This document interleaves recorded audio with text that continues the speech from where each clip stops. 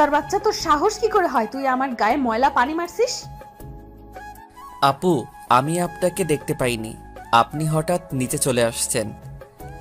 তুই আমার গায়ে ইচ্ছা করে ফেলছিস, এর জন্য তোকে শাস্তি পেতে হবে। আমি তো বলছি আপনার গায়ে ইচ্ছে করে পানি মারি নাই। ঠিক আছে, আপনি যে শাস্তি দিবেন আমি মাথা পেতে নিব, তারপরেও আমার মরা বাবা মাকে গালি দিয়েন না। তুই এক্ষুনি আমার জামা পরিষ্কার করে দিবি এবং আগে 50 বার কান ধরে উঠবি আর বসবি। ঠিক আছে আপু, আপনি যা বলবেন আমি তাই করছি। কি আর করার, আপুর কথা মতো কান ধরে উঠতে বসতে লাগলাম।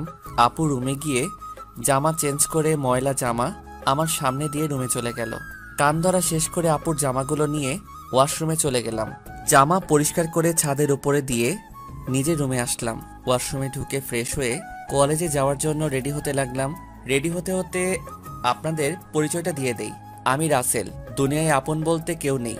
মা আমাকে জন্ম দেওয়ার 5 মাস পর অসুস্থ হয়ে মারা যায়। এরপর বাবা আমাকে লালন পালন করে। কোনো রকম এসএসসি পাশ করার পর আব্বু রোড দুর্ঘটনায় মারা যায়। আব্বু রিক্সা চালিয়ে আমার পড়ালেখার খরচ চালিয়েছে।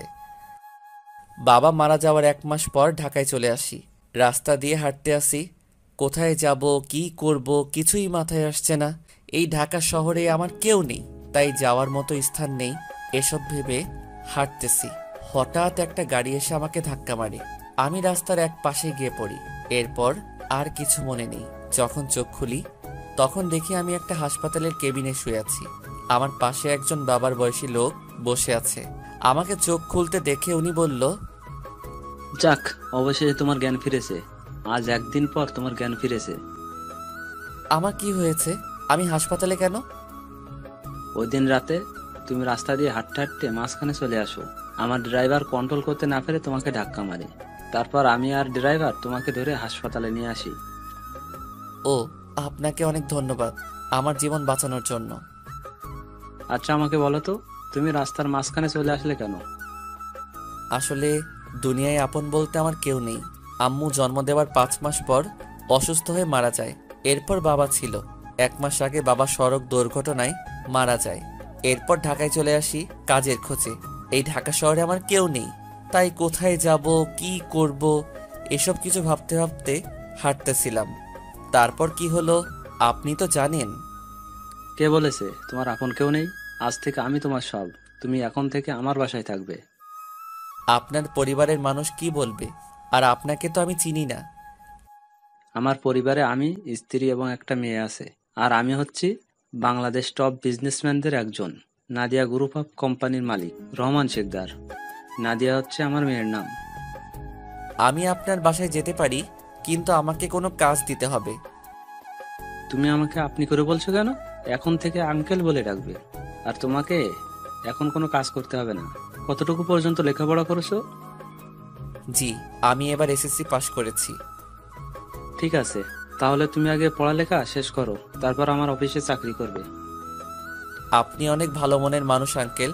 দুনিয়ায় আপনার মতো মানুষ থাকলে মেধাবী ছেলেগুলো রাস্তায় থাকতে হতো না। আচ্ছা ঠিক আছে, তুমি এখন রেস্ট নাও। আমি ড্রাইভারকে ফোন দিয়ে বলে দিচ্ছি, সে খাবার নিয়ে আসবে।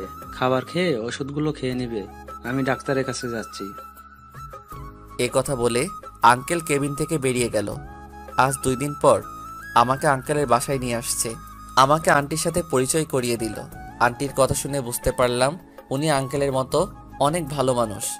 বিকালে ওনার মেয়ে কলেজ থেকে আসার পর আমাকে তার সাথে পরিচয় করিয়ে দিচ্ছে।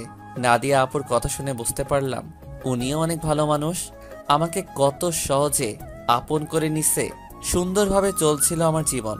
আমাকে নাদিয়া আপুর কলেজে ভর্তি করিয়ে দিছে।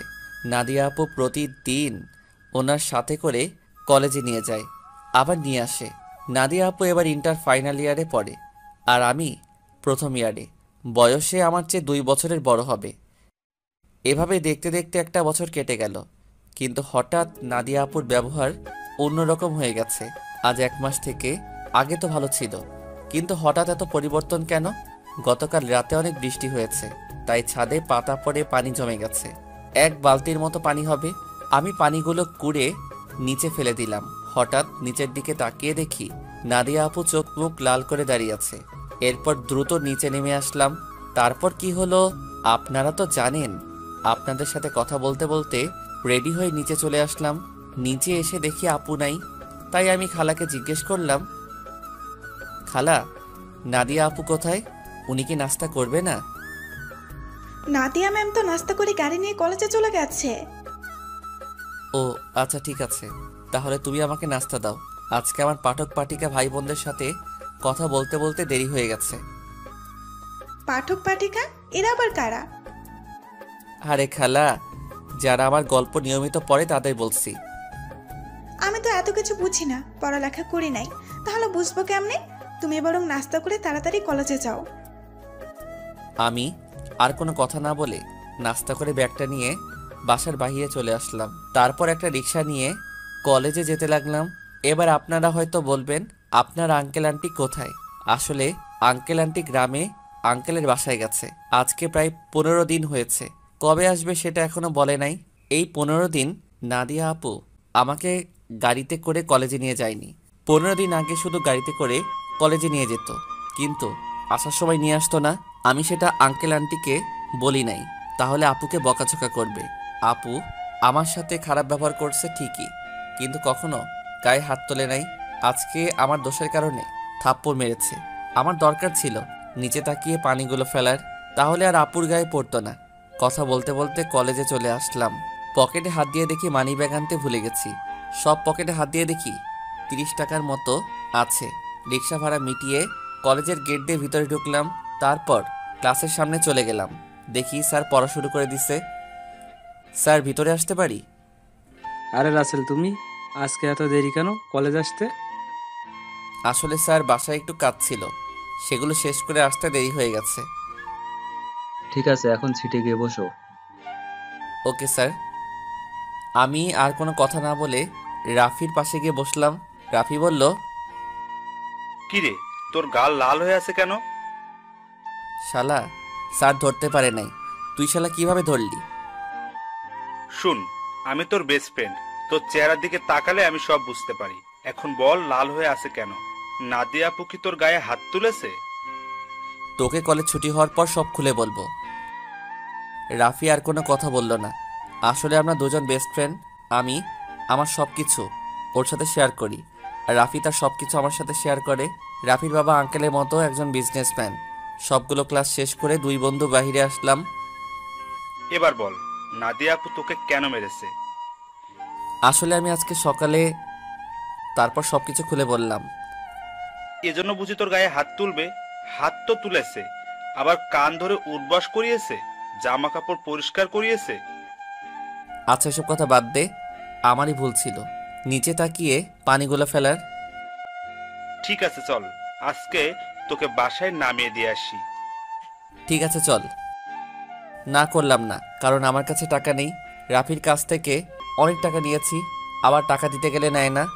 নিজের কাছে খারাপ লাগে টাকার কথা বলতে। কথা বলতে বলতে বাসায় চলে আসলাম। রাফি গাড়ি নিয়ে চলে গেল। আসার সময় আপুকে কলেজে দেখলাম না, মনে হয় কোথাও গেছে। বাসার ভিতরে ঢুকে কলিং বেল চাপ দিলাম। খালা এসে দরজা খুলে দিল। আমি খালাকে বললাম, খালা, নাদিয়া আপু কি বাসায় আছে?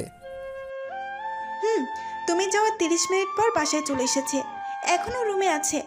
দেখে মনে হচ্ছে মন খারাপ। ঠিক আছে খালা, আমি রুমে গেলাম। আমি ফ্রেশ হয়ে আসছি, তুমি টেবিলে খাবার দাও। ঠিক আছে, যাও। আমি রুমে এসে ব্যাগটা টেবিলের উপর রেখে ওয়াশরুমে চলে গেলাম। ফ্রেশ হয়ে একটা জামা গায়ে দিয়ে নিচে চলে আসলাম। দেখি নাদিয়া আপু আসে নাই। তাই আমি আপুর রুমের সামনে দাঁড়িয়ে বললাম, আপু দরজাটা খোলো। কেন, কি হয়েছে? খাবার খেতে আসো। সেই সকালে রুমে ঢুকে বসে আছো, কি হয়েছে তোমার? আমার কিছু হয়নি, তুই এখন যা, আমাকে একা থাকতে দে। আপু প্লিজ দরজাটা খোলো, তোমার সাথে আমার কিছু কথা আছে। নাদিয়া আপু আর কোনো কথা না বলে দরজা খুলে দিয়ে বিছানায় গিয়ে বসলো। আমাকে বলল, বল, কি কথা বলবি? আপু তুমি সকালের ওটা নিয়ে আমার উপর রেগে আছো। তোমার যদি শাস্তি দেওয়া কম হয় তাহলে তুমি আমাকে আরো শাস্তি দাও, আমি মাথা পেতে নিব। তারপরেও তুমি না খেয়ে থেকো না। নাদিয়া আপু আর কোনো কথা না বলে বিছানা থেকে উঠে এসে আমাকে জড়িয়ে ধরল। তখন আপু বলল, তুই আমাকে ক্ষমা করে দে রাসেল, আমি তোর উপর রাগ করে নেই। আমি একটা ছেলেকে ভালোবাসি, কিন্তু ছেলেটা অন্য একটা মেয়েকে ভালোবাসে, তাই ওর উপরে রাগ করে তোর সাথে খারাপ ব্যবহার করছি। তুই আমাকে মাফ করে দে। আজকে তোর গায়ে হাত তুলে নিজের কাছে অনেক খারাপ লাগছে, তাই ক্লাস না করে বাসায় চলে আসি। আপু, আমি কিছু মনে করি নাই। আমি জানি তোমার হয়তো কিছু হয়েছে, তাই তুমি আমার সাথে এরকম করছো। তুমি একটাবার ওই ছেলেটাকে দেখিয়ে দিও, আমি ওকে আবার তোমার কাছে নিয়ে আসবো। না রে, আর ও আমাকে ভালোবাসে না। ও আমার সাথে প্রেমের অভিনয় করছে, আমি সেটা বুঝতে পারি নাই। মন খারাপ করো না, দেখবে আস্তে আস্তে সব ঠিক হয়ে যাবে। তুমি ফ্রেশ হয়ে আসো, দুজনে একসাথে খাবার খাবো। ঠিক আছে, তুই বস, আমি ফ্রেশ হয়ে আসছি। নাদিয়া আপু ফ্রেশ হতে চলে গেল। আমি বিছানায় বসে আপুর মোবাইল টিপতে লাগলাম। গ্যালারিতে ঢুকে দেখি একটা ছেলের অনেকগুলো ছবি। তার মানে এই ছেলের সাথে প্রেম করতো। ছেলেটা দেখতে অনেক সুন্দর। আমি ওই ছেলের কাছে কিছুই না। অবাক করার বিষয় হলো, ওই ছেলের সাথে আপুর একটা ছবিও দেখলাম না। আমি মোবাইলটা বিছানায় রেখে দিলাম। কিছুক্ষণ পর আপু ওয়াশরুম থেকে বেরিয়ে আসলো। আমি তার দিকে তাকিয়ে মাথা নিচু করে ফেললাম। আপু মনে হয় বিষয়টা বুঝতে পেরেছে, তাই আপু বলল, আসলে আমার মনে ছিল না তুই যে আমার রুমে। আমি ওয়াশরুমে ঢুকে জামা কাপড় গায়ে দিচ্ছি। ওয়াশরুমে যেতে হবে না, আমি নিচে যাচ্ছি, তুমি জামা কাপড় গায়ে দিয়ে আসো। এ কথা বলে আমি আপুর রুম থেকে বেরিয়ে নিচে চলে আসলাম। কিছুক্ষণ পর আপু জামা গায়ে দিয়ে নিচে চলে আসলো। একটা কথা আপনাদেরকে বলে দেই, আমি নাদিয়াকে নিজের বড় আপুর মতো জানি। দুজনে একসাথে খাবার খেতে লাগলাম। খাবার খেয়ে যে যার রুমে চলে আসলাম। বিছানায় শুয়ে মোবাইল হাতে নিয়ে রাফিকে ফোন দিয়ে সব কিছু খুলে বললাম। তারপর আরও কিছুক্ষণ কথা বলে ঘুমিয়ে গেলাম। সকালে হঠাৎ কে যেন আমার গায়ে পানি মেরে ভিজিয়ে দিল। আমি এক লাফে উঠে গেলাম। সামনে তাকিয়ে দেখি নাদিয়া আপু হাতে বালতি নিয়ে দাঁড়িয়ে দাঁড়িয়ে হাসতে আসছে। তার মানে এটা আপুর কাজ। তখন আমি আপুকে বললাম, আপু, তুমি এটা কি করলে? আমার গায়ে পানি দিলে কেন? তোকে সেই সকাল থেকে ডাকছি, তোর ওঠার খবর নেই, তাই বাধ্য হয়ে তোর গায়ে পানি মারছি। তাই বলে তুমি পানি মারবে? দেখো, পুরো শরীর ভিজে গেছে। ভালো হয়েছে, এখন কথা না বলে গোসল করে রেডি হয়ে নিচে আয়। ঠিক আছে, কিন্তু আজকে হঠাৎ আমাকে ডাকতে আসলে কেন? হঠাৎ কোথায়, 1 মাস তোকে ডাকি নাই। এর আগে তো প্রতিদিন সকালে তোকে ডেকে তুলছি। আর কি কারণে তোকে 1 মাস ডাকি নাই সেটা তুই ভালো করে জানিস। ঠিক আছে, তুমি যাও, আমি ফ্রেশ হয়ে আসছি। তাড়াতাড়ি আয়। বলে নাদিয়া আপু রুম থেকে বেরিয়ে গেল। আমি দাঁড়িয়ে না থেকে ওয়াশরুমে ঢুকে গোসল করে রেডি হয়ে কলেজের ব্যাগটা কাঁধে নিয়ে নিচে চলে আসলাম। কিছুক্ষণ পর আপু আসলো। দুজনে একসাথে নাস্তা করে গাড়ি নিয়ে কথা বলতে বলতে কলেজে চলে আসলাম। আপু গাড়ি পার্কিং করে বলল, তোর ক্লাস শেষ হলে আমার জন্য অপেক্ষা করবি, দুজনে একসাথে বাসায় যাব। ওকে, ঠিক আছে। আপু আর কোনো কথা না বলে তার ক্লাসে চলে গেল। হঠাৎ পিছন থেকে রাফি বলল, কিরে, কেমন আছিস? এই তো ভালো আছি, তুই কেমন আছিস? আমিও ভালো আছি। আজকে তাহলে আপু তোকে কলেজে নিয়ে আসলো? হুম, আপু এখন আগের মতো হয়ে গেছে। এতদিন একটা ছেলের কারণে আমার সাথে খারাপ ব্যবহার করছে। ওই শালাকে যদি সামনে পাইতাম তাহলে অবস্থা খারাপ করে দিতাম। ওসব কথা বাদ দে, এখন ক্লাসে চল। ঠিক আছে, চল। আমি আর রাফি ক্লাসে চলে আসলাম। কিছুক্ষণ পর স্যার ক্লাসে আসলো। সবগুলো ক্লাস শেষ করে আমি আর রাফি বাহিরে চলে আসলাম। রাফি, তাহলে তুই বাসায় যা, আমি আপুর জন্য অপেক্ষা করছি। দুজনে একসাথে বাসায় যাব। ওকে, ঠিক আছে। রাফি আমার থেকে বিদায় নিয়ে চলে গেল। আমি আপুর জন্য অপেক্ষা করতে লাগলাম। কিছুক্ষণ পর দেখি আপু তার বান্ধবীদের সাথে ক্লাস থেকে বেরিয়ে আসতেছে। আমাকে দেখে তার বান্ধবীদের বিদায় আমার সামনে আসলো। কিরে, কোন সময় তোর ক্লাস শেষ হয়েছে? এই তো 30 মিনিট আগে। ও, আমার একটা এক্সট্রা ক্লাস ছিল, তাই আসতে একটু দেরি হয়ে গেছে। কোনো সমস্যা নেই, তুমি গাড়ি নিয়ে আসো। তুই দাঁড়া, আমি গাড়ি নিয়ে আসছি। আপু গাড়ি নিয়ে আমার সামনে আসলো। তারপর আপুর সাথে সামনের সিটে বসলাম। দুজনে কথা বলতে বলতে বাসায় চলে আসলাম। আপু তার রুমে চলে গেল, আমি আমার রুমে চলে আসলাম। ফ্রেশ হয়ে নিচে এসে আপু আর আমি একসাথে খাবার খেয়ে রুমে চলে আসলাম। দেখতে দেখতে 1 মাস চলে গেল। এখন আপুর সাথে আগের থেকে অনেক ফ্রি হয়ে গেছি। এখন আপু আমার সব সময় খেয়াল রাখে। কলেজে কোনো মেয়ের সাথে কথা বলতে দেয় না, আমাকে শাসনের উপর রাখে। আপুর এসব আমার অনেক ভালো লাগে। আমি আপুকে কিছু বলি না। এখন ওই ছেলের কথা আপু একদম মাথা থেকে ঝেড়ে ফেলে দিচ্ছে। আমার সাথে সবসময় দুষ্টুমি করে, বড় বোন হিসেবে ছোট ভাইয়ের সাথে করতে পারে। আমি আপুকে সবসময় নিজের বড় বোনের চোখে দেখি। আঙ্কেল আন্টি তারা বাসায় চলে এসেছে। আঙ্কেল এখন আগের মতো অফিস দেখাশোনা করে। আমাদের কলেজ আজকে 1 মাসের জন্য ছুটি দিয়েছে, কারণ কলেজে নতুন করে রং লাগাবে, তাই 1 মাস কলেজ বন্ধ থাকবে। রাতে সবাই একসাথে খাবার খাচ্ছি, তখন আঙ্কেল বলল, শুনেছি তোদের কলেজ নাকি 1 মাসের জন্য বন্ধ থাকবে। আব্বু কলেজে কিছু কাজ করবে তাই বন্ধ দিয়েছে। তাহলে তুই আর রাসেল তোর নানা বাড়ি থেকে কিছুদিন ঘুরে আয়। সবসময় তো দুইজনই বাসায় থাকিস, কোথাও যাস না। আমি না হয় যাব, কিন্তু রাসেল কি আমার সাথে যাবে? রাসেল যাবে না কেন? আসলে আন্টি, আমার বাসা থেকে বাইরে কোথাও ঘুরতে যেতে ভালো লাগে না। এটা তো আর অন্য কোথাও না, আমার শ্বশুর বাড়ি যেতে বলছি। রাসেল আমার সাথে না গেলে আমিও কোথাও যাব না। ঠিক আছে আপু, আমি তোমার সাথে যাব। এবার খুশি? অনেক খুশি। তাহলে কালকে সকালে তোরা দুজনে রওনা দে। এখন রুমে গিয়ে জামা কাপড় গুছিয়ে রাখ। আর তোরা কি গাড়ি নিয়ে যাবি? না আব্বু, আমরা বাসে করে যাব। ঠিক আছে, তোরা যেটা ভালো বুঝিস। কেউ আর কোনো কথা না বলে খাবার খেতে লাগলো। আমি খাবারকে রুমে চলে আসলাম। রুমে এসে জামা কাপড় গুছিয়ে রাখলাম। তারপর বিছানায় শুয়ে মোবাইল টিপতে টিপতে ঘুমিয়ে পড়লাম। পরের দিন সকালে আপু এসে আমাকে ডেকে তুলল। আমাকে রেডি হতে বলে তার রুমে চলে গেল। আমি ওয়াশরুমে ঢুকে ফ্রেশ হয়ে রেডি হয়ে জামা কাপড় আর ব্যাগটা নিয়ে নিচে চলে আসলাম। নাস্তার টেবিলে দেখি আঙ্কেল আন্টি বসে আছে। আমি একটা চেয়ার টেনে বসলাম। হঠাৎ সিঁড়ির উপরে চোখ পড়তেই আমি চমকে উঠলাম। আজকে আপুকে অনেক সুন্দর লাগছে। নীল রঙের একটা জামা গায়ে দিছে। আপুকে নীল রঙের জামায় অনেক সুন্দর লাগছে। আপু আমার সামনে এসে বলল, কি রে, তুই এভাবে হ্যাবলার মতো আমার দিকে তাকিয়ে আছিস কেন? এই আপু, আমাকে হ্যাবলা বলবে না। আমি কিন্তু তোমার থেকে অনেক সুন্দর আছি। আর আজকে তোমাকে নীল রঙের জামায় অনেক সুন্দর লাগছে। বাবা, যে না চেহারা, আবার বলে আমার থেকে ওর চেহারা সুন্দর। যা, একটু তোমার রূপের প্রশংসা করলাম, এখন থেকে আর করব না। তোমাকে পুরো পেতনির মতো লাগছে। কি বললি? আমাকে পেতনির মতো লাগছে? প্রথমে প্রশংসা করলাম, কোনো দাম পেলাম না, তাই তোমাকে পেতনি বললাম। আজকে তোকে আমি মেরেই ফেলবো। তোরা কি শয়তানি করবি নাকি নাস্তা করে বেরিয়ে পড়বি? আব্বু তুমি দেখো না, রাসেল আমাকে পেতনি বলছে। ও তো ছোট, তাই তোর সাথে দুষ্টামি করছে। এখন কথা না বলে নাস্তা করে বেরিয়ে পড়। নাদিয়া আপু আমার দিকে তাকিয়ে একটা ভেঙচি মেরে একটা চেয়ার টেনে বসে পড়ল। সবাই নাস্তা করতে লাগলাম। নাস্তা খাওয়া শেষ করে আঙ্কেল আন্টির কাছে বলে বাসা থেকে বেরিয়ে আসলাম। তারপর গাড়িতে করে বাস কাউন্টারে চলে আসলাম। ড্রাইভার আমাদের বাস কাউন্টারে নামিয়ে দিয়ে চলে গেল। আসার সময় আঙ্কেল আমার পকেটে কিছু টাকা ঢুকিয়ে দিল। তাই বাস কাউন্টারে গিয়ে টিকিটের জন্য টাকা বের করতে গিয়ে দেখি 15 থেকে 20 হাজারের মতো হবে। আমি 2টা টিকিট নিলাম। তারপর টিকিট নিয়ে দুজনে বাসে উঠলাম। দুজনের একসাথে সিট। বাস 20 মিনিট পর ছেড়ে দিল। এই দেখছেন আমি কেমন মানুষ। নাদিয়া আপুর নানার বাড়ির কথা বলতে ভুলে গেছি।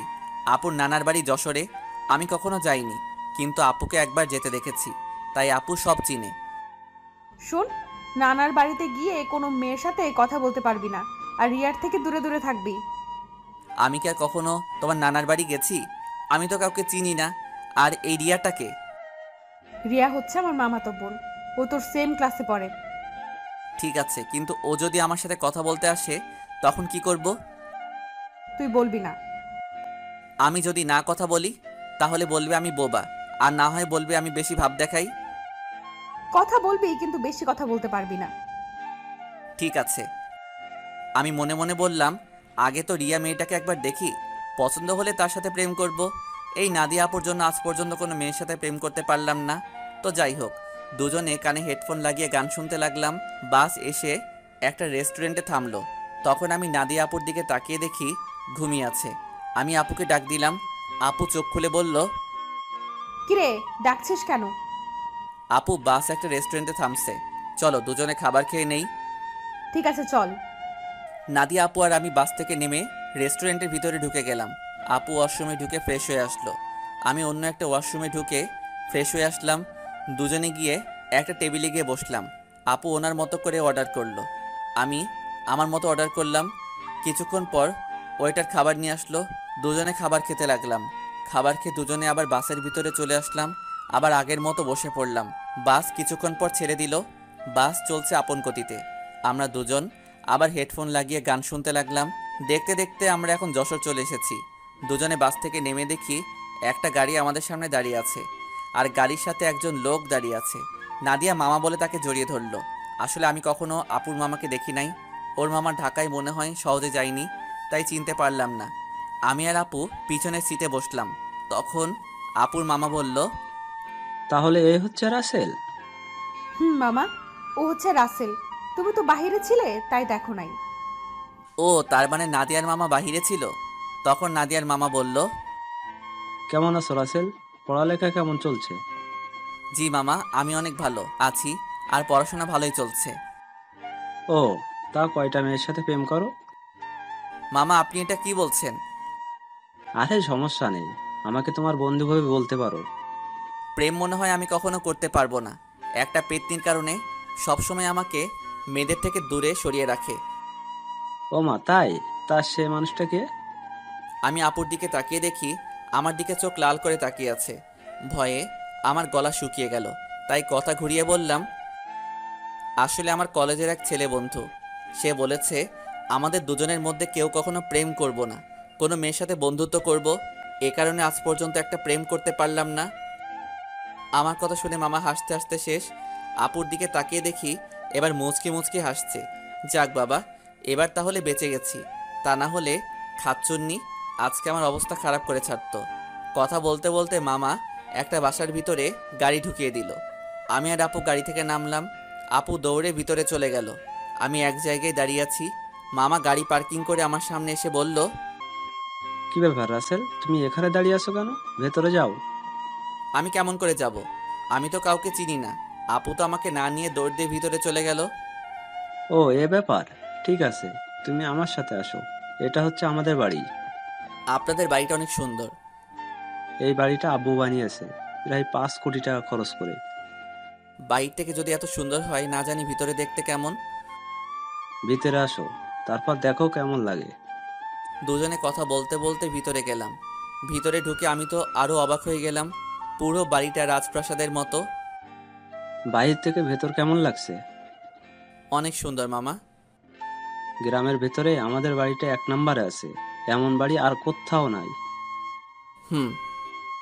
ঠিক আছে, তুমি উপরে গিয়ে ডান হাতের পাশের রুমে চলে যাও। যতদিন এই বাড়িতে থাকবে ততদিন ওই রুমেই থাকবে। ওকে ঠিক আছে মামা। এই বলে আমি সিঁড়ি বেয়ে উপরে উঠলাম। তারপর হাতের ডান পাশের রুমে ঢুকে গেলাম। ভিতরে ঢুকে দেখি রুমটা অনেক সুন্দর। আমি কাঁধের ব্যাগটা বিছানায় রেখে জামা কাপড় বের করে ওয়াশরুমে ঢুকে গেলাম। গোসল করে একটা জামা গায়ে দিয়ে রুম থেকে বেরিয়ে আসতেই কারোর সাথে ধাক্কা খেয়ে নিচে পড়ে গেলাম। নিচে তাকিয়ে দেখি আমি একটা মেয়ের গায়ের উপর পড়ে আছি। মেয়েটা দেখতে খুবই সুন্দর, যে কোনো ছেলে দেখলে প্রেমে পড়ে যাবে। তো যাই হোক, আমি তাড়াতাড়ি মেয়েটার উপর থেকে উঠে গেলাম। হাত বাড়িয়ে মেয়েটাকে দাঁড় করালাম। তখন আমি বললাম, সরি, বিশ্বাস করুন আমি আপনাকে দেখতে পাইনি। সমস্যা নেই, কিন্তু আপনাকে তো ঠিক চিনতে পারলাম না। আপনি কে, আর আমাদের বাড়িতে কি করে? আমি রাসেল, নাদিয়া আপুর সাথে এসেছি। আমি নাদিয়া আপুদের বাসায় থাকি। ও, তার মানে আপনি রাসেল। ফুফা ফুফির কাছে আপনার কথা শুনেছি। আমি রিয়া, নাদিয়া আপুর মামাতো বোন। ও, তার মানে আপু আসার সময় আপনার কথা বলছে? নাদিয়া আপু আপনাকে আমার ব্যাপারে কি বলছে? তেমন কিছু না, বলছে আপনি নাকি আমার সেম ইয়ারে পড়েন। বাকিটা বললাম না, শুনলে রিয়া কষ্ট পাবে, তাই ওই কথা বললাম না। তখন রিয়া বলল, ও, তার মানে আপনি আমার সেম ইয়ারে পড়েন। তাহলে আমরা আপনি করে বলছি কেন? আমরা তোর নাম এবং তুই করে বলতে পারি। ঠিক আছে, এখন থেকে তুই করে বলবো। এখন চলো নিচে যাই। আসার পর তোর আম্মুর সাথে কথা বলি নাই এবং তোর দাদা দাদির সাথে দেখা করি নাই। ঠিক আছে, চল। আমি আর রিয়া দুজনে নিচে চলে আসলাম। আপুর দিকে তাকিয়ে দেখি আমার দিকে চোখ লাল করে তাকিয়ে আছে, মনে হয় আমাকে গিলে খাবে। আসসালামু আলাইকুম মামি, কেমন আছো তুমি? আমি ভালো আছি। তুমি কেমন আছো? আমাদের বাসায় তো কখনো আসো নাই, তোমাকে অনেকবার বলছি আসার জন্য। আমি ভালো আছি মামি। আসলে মামি, আমার বাসা থেকে কোথাও যেতে ভালো লাগে না। আপু আমাকে নিয়ে এসেছে। নাদিয়া যদি না বলতো তাহলে বুঝি আসতে না? আসলে তেমন কিছু না মামি। আচ্ছা, এসব কথা বাদ দাও তো।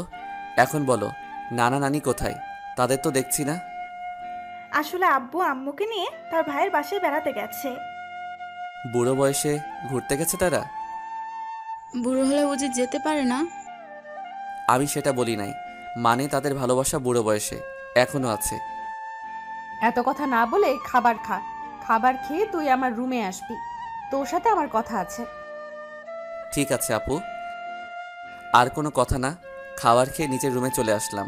কিছুক্ষণ রেস্ট নিয়ে আপুর রুমের সামনে গিয়ে বললাম, আপু ভিতরে আসবো? আয় বস। আমি ভিতরে ঢুকে দেখি আপুর চোখ দিয়ে পানি পড়ছে। তখন আমি আপুকে বললাম, আপু তোমার কি হয়েছে? তোমার চোখ দেখে বোঝা যাচ্ছে তুমি মনে হয় কান্না করছো। তোকে আসার সময় কি বলছি তোর মনে নেই? তুই রিয়ার সাথে কথা বলছিস কেন? বারে, কথা বললে সমস্যা কোথায়? তোমাকে বলছি না আমি বেশি কথা বলবো না। ঠিক আছে, তুই এখন আমার রুম থেকে কোথাও যাবি না, আমার রুমে বসে থাকবি। আপু, পুরোটা রাস্তায় জার্নি করে আসছি, তাই ভাবছি একটা ঘুম দিমু। তাহলে আমার রুমে ঘুমিয়ে পড়, তোর রুমে যাওয়া লাগবে না। যদি বাড়ির মানুষ অন্য কিছু ভাবে তখন কি হবে? এই বাসার সবাই জানে আমি তোর থেকে বড়, তাহলে অন্য কিছু ভাববে না। কথা না বলে ঘুমিয়ে পড়। আমি আর কোনো কথা না বলে আপুর বিছানায় ঘুমিয়ে পড়লাম। এবার আপনাদের কিছু কথা বলি। আসলে নানা নানি এবং মামি অনেকবার ঢাকায় গেছে, তাই ওদের চিনি। কিন্তু রিয়া কখনো ঢাকায় যায়নি, আর কেন যায় না সেটা আমি বলতে পারবো না। আমার ঘুম আসার পর আপু আমার দিকে তাকিয়ে আছে আর মনে মনে বলে, রাসেল, তুই কি আমার মুখের কথা বুঝতে পারিস না? আমি তোর এত খেয়াল কেন রাখি? তোকে কোনো মেয়ের সাথে কথা বলতে দেইনি কেন? কারণ আমি তোকে অনেক ভালোবাসি। তোকে যদি আমার জীবনে না পাই তাহলে আমার এই জীবন শেষ করে দিব। আমি তোকে অন্য মেয়ের সাথে সহ্য করতে পারবো না। এই কথা বলে আপু আমার কপালে এবং গালে 4-5টা চুমু খেলো। তারপর রুম থেকে বেরিয়ে রিয়ার রুমে গেল। রিয়া বিছানায় শুয়ে কি যেন ভাবছে। তখন আপু রিয়ার পাশে বসে বলল, কি রে রিয়া, তোকে দেখে বোঝা যাচ্ছে তুই কিছু একটা নিয়ে চিন্তিত আছিস। আসলে আপু তেমন কিছু না। এখন বলো হঠাৎ আমার রুমে? কেন, তোর রুমে কি আসা যাবে না? আরে আমি ওইভাবে বলিনি। আচ্ছা, ওটা বাদ দাও। তোমাকে একটা কথা বলি, রাসেল কি কোনো মেয়ের সাথে প্রেম করে? কেন, আমার জানা মতে রাসেল কোনো মেয়ের সাথে প্রেম করে না। তা এটা কেন জিজ্ঞেস করলি? না আপু, এমনি জিজ্ঞাসা করলাম। তা আপু তোমার লেখাপড়া কেমন চলছে? আমার তো ভালোই চলছে, তোর কেমন চলছে? আমারও ভালোই চলছে। ঠিক আছে, তুই থাক, আমি রুমে গেলাম। এই কথা বলে আপু নিজের রুমে চলে আসলো। আর এদিকে রিয়া ভাবছে, তাহলে আমার লাইন ক্লিয়ার, আমি রাসেলকে আমার করে নিব। আমি ওকে প্রথম দেখাই ভালোবেসে ফেলেছি। আমাকে যে করেই হোক রাসেলের মন জয় করতে হবে। কিন্তু আমি ওর মন জয় করব কেমন করে? তখন রিয়া ভাবতে লাগলো। হঠাৎ তার মাথায় একটা বুদ্ধি আসে, আমাকে তার সাথে প্রতিদিন কলেজে নিয়ে যাবে। তারপর আস্তে আস্তে রাসেলকে রিয়ার প্রতি দুর্বল করবে। বিকালে ঘুম থেকে উঠে দেখি আপু আমার পাশে শুয়ে আছে, যেন একটা পিচ্চি মেয়ে আমার পাশে শুয়ে আছে। আমি আপুর দিকে তাকিয়ে বিছানা থেকে নামতেই আপুর ঘুমটা ভেঙে গেল। কি ব্যাপার আপু, তুমি উঠলে কেন? ঘুম ভেঙে গেছে তাই উঠে গেলাম। তুই ফ্রেশ হয়ে আয়, দুজনে মিলে গ্রামটা ঘুরে দেখব। ঠিক আছে, আমি রুমে গিয়ে ফ্রেশ হয়ে আসছি। এই বলে আপুর রুম থেকে বেরিয়ে নিজের রুমে চলে আসলাম। ওয়াশরুমে ঢুকে ফ্রেশ হয়ে একটা জামা গায়ে দিয়ে নিচে নেমে আসলাম। নিচে এসে দেখি রিয়া সোফায় বসে টিভি দেখছে। আমাকে দেখে সামনে এসে বলল, কিরে, তুই কি কোথাও যাবি? আপু, আর আমি তোদের গ্রামটা ঘুরে দেখব। আপু ফ্রেশ হয়ে আসছে। ঠিক আছে, তোরা আমার জন্য কিছুক্ষণ অপেক্ষা কর, আমিও তোদের সাথে যাব। এই বলে রিয়া দৌড় দিয়ে তার রুমে চলে গেল। কিছুক্ষণ পর আপু বেরিয়ে আসলো। আপুকে দেখতে অনেক সুন্দর লাগছে। আপু আমার সামনে এসে বলল, রাসেল আমি রেডি, এবার চল। একটু দাঁড়াও, রিয়া বলেছে সেও আমাদের সাথে যাবে, আমাদের অপেক্ষা করতে বলছে। আপু রিয়ার কথা শুনে মুখটা বেজার করে ফেললো। আমি বুঝতে পারছি, কিন্তু আমি তো আর রিয়াকে মানা করতে পারবো না। কিছুক্ষণ পর রিয়াও বেরিয়ে আসলো। রিয়াকেও অনেক সুন্দর লাগছে, হালকা মেকআপ করছে, তাতে অনেক সুন্দর লাগছে রিয়াকে। তারপর আমরা তিনজন বাসা থেকে বেরিয়ে গ্রামের ভিতর দিয়ে হাঁটতে লাগলাম। গ্রামের দৃশ্য দেখতে অনেক সুন্দর, মন চায় সারাদিন সবুজ শ্যামলে গ্রামটা ঘুরে দেখতে। কি সুন্দর বাতাস বয়ে যাচ্ছে, বাতাসে আপু এবং রিয়ার চুল উঠছে। তাদের দিকে তাকিয়ে দেখি ওরা দুজন আমার দিকে তাকিয়ে আছে। আমি তো কিছুই বুঝতে পারলাম না। ঘুরতে ঘুরতে রাত 8টা বেজে গেল। আসলে আমরা রিয়াদের বাজারে আসছি, এখানে ফুচকা আইসক্রিম খেয়েছি। আপু বেশি খাইনি, চেহারাটা কেমন করে যেন রেখেছে। মনে হয় রিয়াকে সাথে করে আনার জন্য মন খারাপ করে ফেলছে। তো যাই হোক, তিনজনে হাঁটতে হাঁটতে বাসায় চলে আসলাম। যে যার রুমে চলে আসলাম। আমি ওয়াশরুমে ঢুকে ফ্রেশ হয়ে নিচে চলে আসলাম। সবার সাথে খাবার খেতে লাগলাম। আপু খাবার খাচ্ছে না, হঠাৎ হাত ধুয়ে রুমে চলে গেল। আমি হালকা কয়েকটা খাবার খেয়ে আপুর রুমে চলে আসলাম। রুমে এসে দেখি আপু বিছানায় শুয়ে আছে। আমি আপুর সামনে গিয়ে বললাম, আপু আমি রিয়াকে আমাদের সাথে যেতে বলি নাই, সে নিজে এসেছে আমাদের সাথে। আপু কোনো কথা বলছে না, আবার অন্যদিকে মুখ ঘুরিয়ে নিল। এবার আমি আপুকে আমার দিকে ঘুরিয়ে বললাম, আপু তুমি কি আমার উপর রেগে আছো? প্লিজ, তুমি এভাবে মন খারাপ করে থাকলে আমার কাছে একটু ভালো লাগে না। হঠাৎ আপু আমার সাথে এমন কিছু করবে সেটা আমি কখনো ভাবতেই পারিনি। আপু আমাকে জড়িয়ে ধরে ঠোঁটের সাথে ঠোঁট লাগিয়ে পাগলের মতো কিস করতে লাগলো। আমি ছাড়ার চেষ্টা করছি, কিন্তু আপু আমাকে শক্ত করে ধরে আছে। প্রায় 5 মিনিট পর ছেড়ে দিয়ে কান্না করতে করতে বলল, তুই কি কিছু বুঝিস না? আমি কেন তোকে অন্য মেয়ের সাথে কথা বলতে দিই না? তোকে সবসময় চোখে চোখে রাখি, তোরা তো কেয়ার করি, কারণ আমি তোকে ভালোবাসি। আমি তোকে অন্য মেয়ের সাথে কথা বলতে দেখলে সহ্য করতে পারি না। আমি তোকে অনেক ভালোবাসি রাসেল। আমি তো আপুর কথা শুনে অবাক হয়ে গেলাম। আপু এটা কি বলছে? তখন আমি আপুকে বললাম, আপু তোমার মাথা কি ঠিক আছে? তুমি এটা কি বলছো? আমি তোমাকে বড় বোনের মতো সম্মান করি। আমি মনে করছি তুমি আমাকে ছোট ভাই হিসেবে এত কেয়ার এবং খেয়াল রাখো। না, আমি তোকে ভালোবাসি বলে এত কেয়ার এবং খেয়াল রাখি। প্লিজ রাসেল, তুই আমাকে ফিরিয়ে দিস না। আপু এটা কখনো সম্ভব নয়। তুমি আমার 2 বছরের বড়। এটা পরিবারের এবং আঙ্কেল আন্টি কখনো মেনে নিবে না। সমাজের মানুষ নানান ধরনের কথা বলবে। আমি পারবো না তোমাকে ভালোবাসতে। তুই যদি আমাকে ভালো না বাসিস তাহলে আমি নিজেকে শেষ করে দিব। আমি তোকে ছাড়া বড় অসহায়। আমি তোকে ছাড়া থাকতে পারবো না। এই তোমাদের মতো মেয়েদের বাংলা সিনেমার মতো একটা ডায়লগ আছে, কাউকে নিজের করে না পেলে আত্মহত্যা করবে, হাত কেটে ফেলবে, ছাদ থেকে লাফ দিবে, এমনকি বিষ খাবে। এগুলো ছাড়া আর কি তোমরা কিছু করতে পারো না? যাকে ভালোবাসি তাকে যদি নিজের করে না পাই, তাই মেয়েরা এসব করতে বাধ্য হয়। আমি তোকে সত্যিই অনেক ভালোবাসি। আপু আমি তোমাকে বোনের মতো জানি। আমি তোমাকে কখনো ভালোবাসতে পারবো না। তুমি এসব বিষয়ে আমার সাথে কথা বললে আমি তোমাদের সবাইকে ছেড়ে চলে যাব। না না, তুই কোথাও যাস না। তোকে না দেখলে আমি থাকতে পারবো না। ঠিক আছে, আমি আর কখনো তোকে ভালোবাসার কথা বলবো না। কথাটা যেন মনে থাকে। আগে যেভাবে চলতে এখনও সেভাবে চলবে। আমি এখন রুমে গেলাম। এই বলে নিজের রুমে চলে আসলাম। রুমে এসে বিছানায় শুয়ে আপুর কথাগুলো ভাবতে লাগলাম। আপু এটা কেমন করে বলল? আঙ্কেল আন্টি যদি জানতে পারে তাহলে আমাকে বাসা থেকে বের করে দিবে। তারপর আমি কোথায় যাব? এসব কিছু ভাবতে ভাবতে কখন যে ঘুমিয়ে গেছি মনে নাই। সকালে রিয়া রুমে এসে ডাকতে লাগলো, ওই রাসেল, ওর তাড়াতাড়ি। কি হয়েছে, ডাকছিস কেন?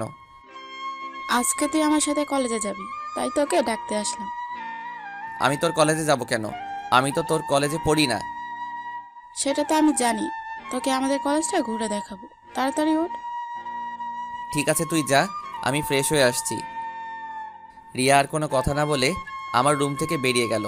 আমি বিছানা থেকে উঠে ওয়াশরুমে ঢুকে ফ্রেশ হয়ে রেডি হয়ে নিচে চলে আসলাম। নিচে এসে দেখি মামা মামি নাস্তার টেবিলে বসে আছে।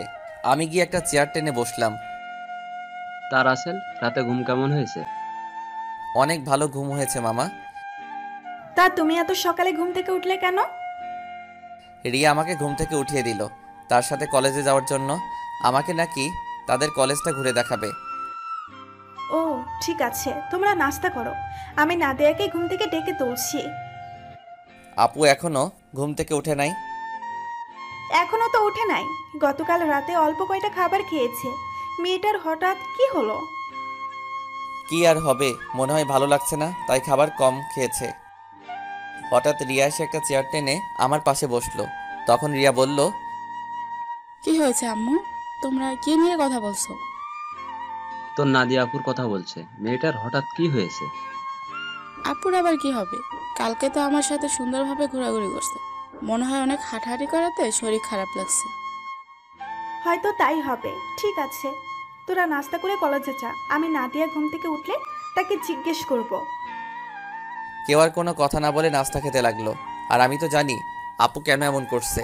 আপু যেটা চাচ্ছে সেটা কখনোই সম্ভব নয়। আমি কখনো আপুকে ওই রকম চোখে দেখি নাই। রিয়া আর আমি নাস্তা করে মামাকে বলে বাসা থেকে বেরিয়ে আসলাম। তখন রিয়া বলল, আচ্ছা রাসেল, দেখ তো আমাকে কেমন লাগছে। আমি তো এতক্ষণ রিয়ার দিকে খেয়াল করি নাই। আজকে রিয়াকে অনেক সুন্দর লাগছে। রিয়ার সৌন্দর্য ফুটে তুলছে তার ঠোঁটের পাশের তিলটাই। তখন আমি বললাম, আজকে তোকে অনেক সুন্দর লাগছে। যে কোনো ছেলে দেখলে প্রেমে পড়ে যাবে। কোনো ছেলে পড়ার দরকার নেই, তুই পড়লেই হবে। ওই বিড়বিড় করে কি বলছিস? কিছু না, একটা রিক্সা ডাক দে। বাসায় গাড়ি থাকতে রিক্সা করে কলেজে যাবি কেন? আমার মন বলছে তুই একটা রিক্সা ডাক দে। ওই একটা রিক্সা ডাক দিব কেন? আমরা তো দুইজন এখানে, একটা রিক্সায় কি করে যাব? ওই হারামি, রিক্সায় করে আমি আর তুই যেতে পারবো না। বেশি কথা না বলে রিক্সা ডাক দে। ঠিক আছে, দিচ্ছি। একদিনের পরিচয় তুই আমার সাথে এইভাবে ঝগড়া করছিস? তোর সাথে তো এখনো কিছুই করি রে। তাড়াতাড়ি রিক্সা ডাক দে, এমনি দেরি হয়ে যাচ্ছে। আমি আর কোনো কথা না বলে একটা রিক্সা ডাক দিলাম। দুজনে রিক্সায় উঠলাম। তখন রিয়া বলল, আচ্ছা রাসেল, তুই কি কখনো প্রেম করেছিস কোনো মেয়ের সাথে? আমার দ্বারা এসব হবে না। আমার সাথে কোনো মেয়ে প্রেম করবে না। আমার চেহারা ভালো না। কে বলেছে তোর চেহারা খারাপ? তুই দেখতে অনেক সুন্দর। সুন্দর হলে কি হবে? আপু তো আমাকে কোনো মেয়ের সাথে প্রেম করতে দিবে না। আর আমিও মনের মতো কাউকে পাইনি। আশেপাশে তাকালেও পেতে পারিস। আমার পাশে তুই ছাড়া আর তো কেউ নেই। তাহলে পাবো কি করে? আরে পাগল, তোকে কি অন্য কারো কথা বলছি? আমাকে কি চোখে পড়ে না? কিরে, চুপ করে আছিস কেন? তোর কলেজ আর কত দূর? এই তো সামনেই। তারপর দুজনে কথা বলতে বলতে রিয়ার কলেজের সামনে চলে আসলাম। আমি রিক্সা ভাড়া দিলাম। রিয়া আমাকে মানা করছে, কিন্তু তারপরেও আমি ভাড়া দিছি। দুজনে গেট দিয়ে কলেজের ভিতরে ঢুকলাম। হঠাৎ কয়েকটা মেয়ে আমাদের সামনে আসলো। তাদের একটা মেয়ে বলল, কিরে রিয়া, তোর সাথে উনি কে? আগে তো কখনো দেখিনি। আরে আমার মনে হয় কি আমাদের রিয়ার বয়ফ্রেন্ড। দেখতে কিন্তু অনেক সুন্দর। যদি রিয়ার আগে আমি দেখতাম তাহলে ওর সাথে প্রেম করতাম। ওই, তোরা কি চুপ করবি? ঋতু মিতু, তোরাও জানিস ওকে? ও হচ্ছে আমার ফুফাতো ভাই রাসেল। তুই তো কখনো আমাদের তোর ফুফাতো ভাইয়ের কথা বলিস নাই। আমি যদি জানতাম আমার ফুফাতো ভাই আছে তাহলে তো তোদের অবশ্যই বলতাম। তোরা তো আমার ফুফাতো বোন নাদিয়া আপুকে চিনিস, ওনার ছোট ভাই। ও আচ্ছা, তা ভাইয়া কেমন আছেন? আমি এতক্ষণ ওদের কথা শুনে মাথা নিচু করে রাখলাম। আর রিয়ার কথা শুনে তো আমি আরও অবাক হয়ে গেলাম। সে ওদের সত্যিটা বলে নাই। তখন আমি বললাম, প্রথম কথা হচ্ছে আমাকে ভাইয়া বলে ডাকা যাবে না। আমি তোমাদের সাথে সেম ইয়ারে পড়ি। আর আলহামদুলিল্লাহ আমি আছি। আপনারা সবাই কেমন আছেন? যেহেতু আমাদের সাথে পড়েন তাহলে আমাদের আপনি না তুই করে বলবেন। আমরাও ভালো আছি। ঠিক আছে, পরে কথা বলা যাবে, এখন চল ক্লাসে। আমি বলি কি, তোরা ক্লাসে যা, আমি বাসায় চলে যাই। আমি এখান থেকে কি করব?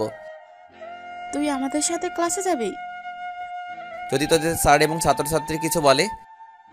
তাও কথা ঠিক। আচ্ছা তাহলে তুই বাসায় চলে যা, দুপুর 1টার সময় আমাকে এসে নিয়ে যাস। আমি ঠিক আছে বলে কলেজ থেকে বেরিয়ে একটা রিক্সা নিয়ে বাসায় চলে আসলাম। বাসায় কলিং বেল চাপ দেওয়ার পর মামি এসে দরজা খুলে দিল। আমাকে দেখে বলল, কি ব্যাপার রাসেল, তুমি চলে আসলে কেন? আমি কলেজে থেকে কি করব, তাই চলে আসলাম। রিয়া বলেছে তাকে দুপুরে গিয়ে নিয়ে আসতে। ও ঠিক আছে, তুমি রুমে যাও। আমি তোমার জন্য উপরে কফি নিয়ে আসছি। আমি এখন কফি খাবো না। আপু কি ঘুম থেকে উঠেছে? নাস্তা করে এখন আর রুমে আছে। ঠিক আছে। আমি আপুর রুমে গেলাম বলে ভিতরে ঢুকে আপুর রুমে চলে গেলাম। আপুর রুমে এসে দেখি কার সাথে যেন মোবাইলে হেসে হেসে কথা বলছে। আমাকে দেখে ফোনটা কেটে দিল। তখন বলল, তুই আবার রুমে কেন এসেছিস? আমি তোমার রুমে আসলে সমস্যা কোথায়? আর তুমি কার সাথে কথা বলছো? সেটা কি তোকে বলতে হবে? আপু, তুমি আমার সাথে এইভাবে কথা বলছো কেন? তোর সাথে আমার কথা বলতে ভালো লাগছে না। তুই আমার রুম থেকে বেরিয়ে যা। আমি আর কোনো কথা না বলে আপুর রুম থেকে বেরিয়ে আমার রুমে চলে আসলাম। বিছানায় বসে ভাবতে লাগলাম, আপুর হঠাৎ কি হলো? আমার মনে হয় তার ভালোবাসা অ্যাকসেপ্ট না করার কারণে আমার উপর রেগে আছে। আপুর এমন কথায় কেন জানি আমার অনেক খারাপ লাগছে। পরে ভাবলাম রাগ করলে করুক, কিছুদিন পর এমনি ঠিক হয়ে যাবে। আর কিছু না ভেবে একটা ঘুম দিলাম। দুপুরের দিকে ঘুম থেকে উঠে দেখি একটা বাজার 10 মিনিট বাকি আছে, তাই কোনো রকম ফ্রেশ হয়ে মামিকে বাসা থেকে বেরিয়ে একটা রিক্সা নিয়ে রিয়ার কলেজের সামনে চলে আসলাম।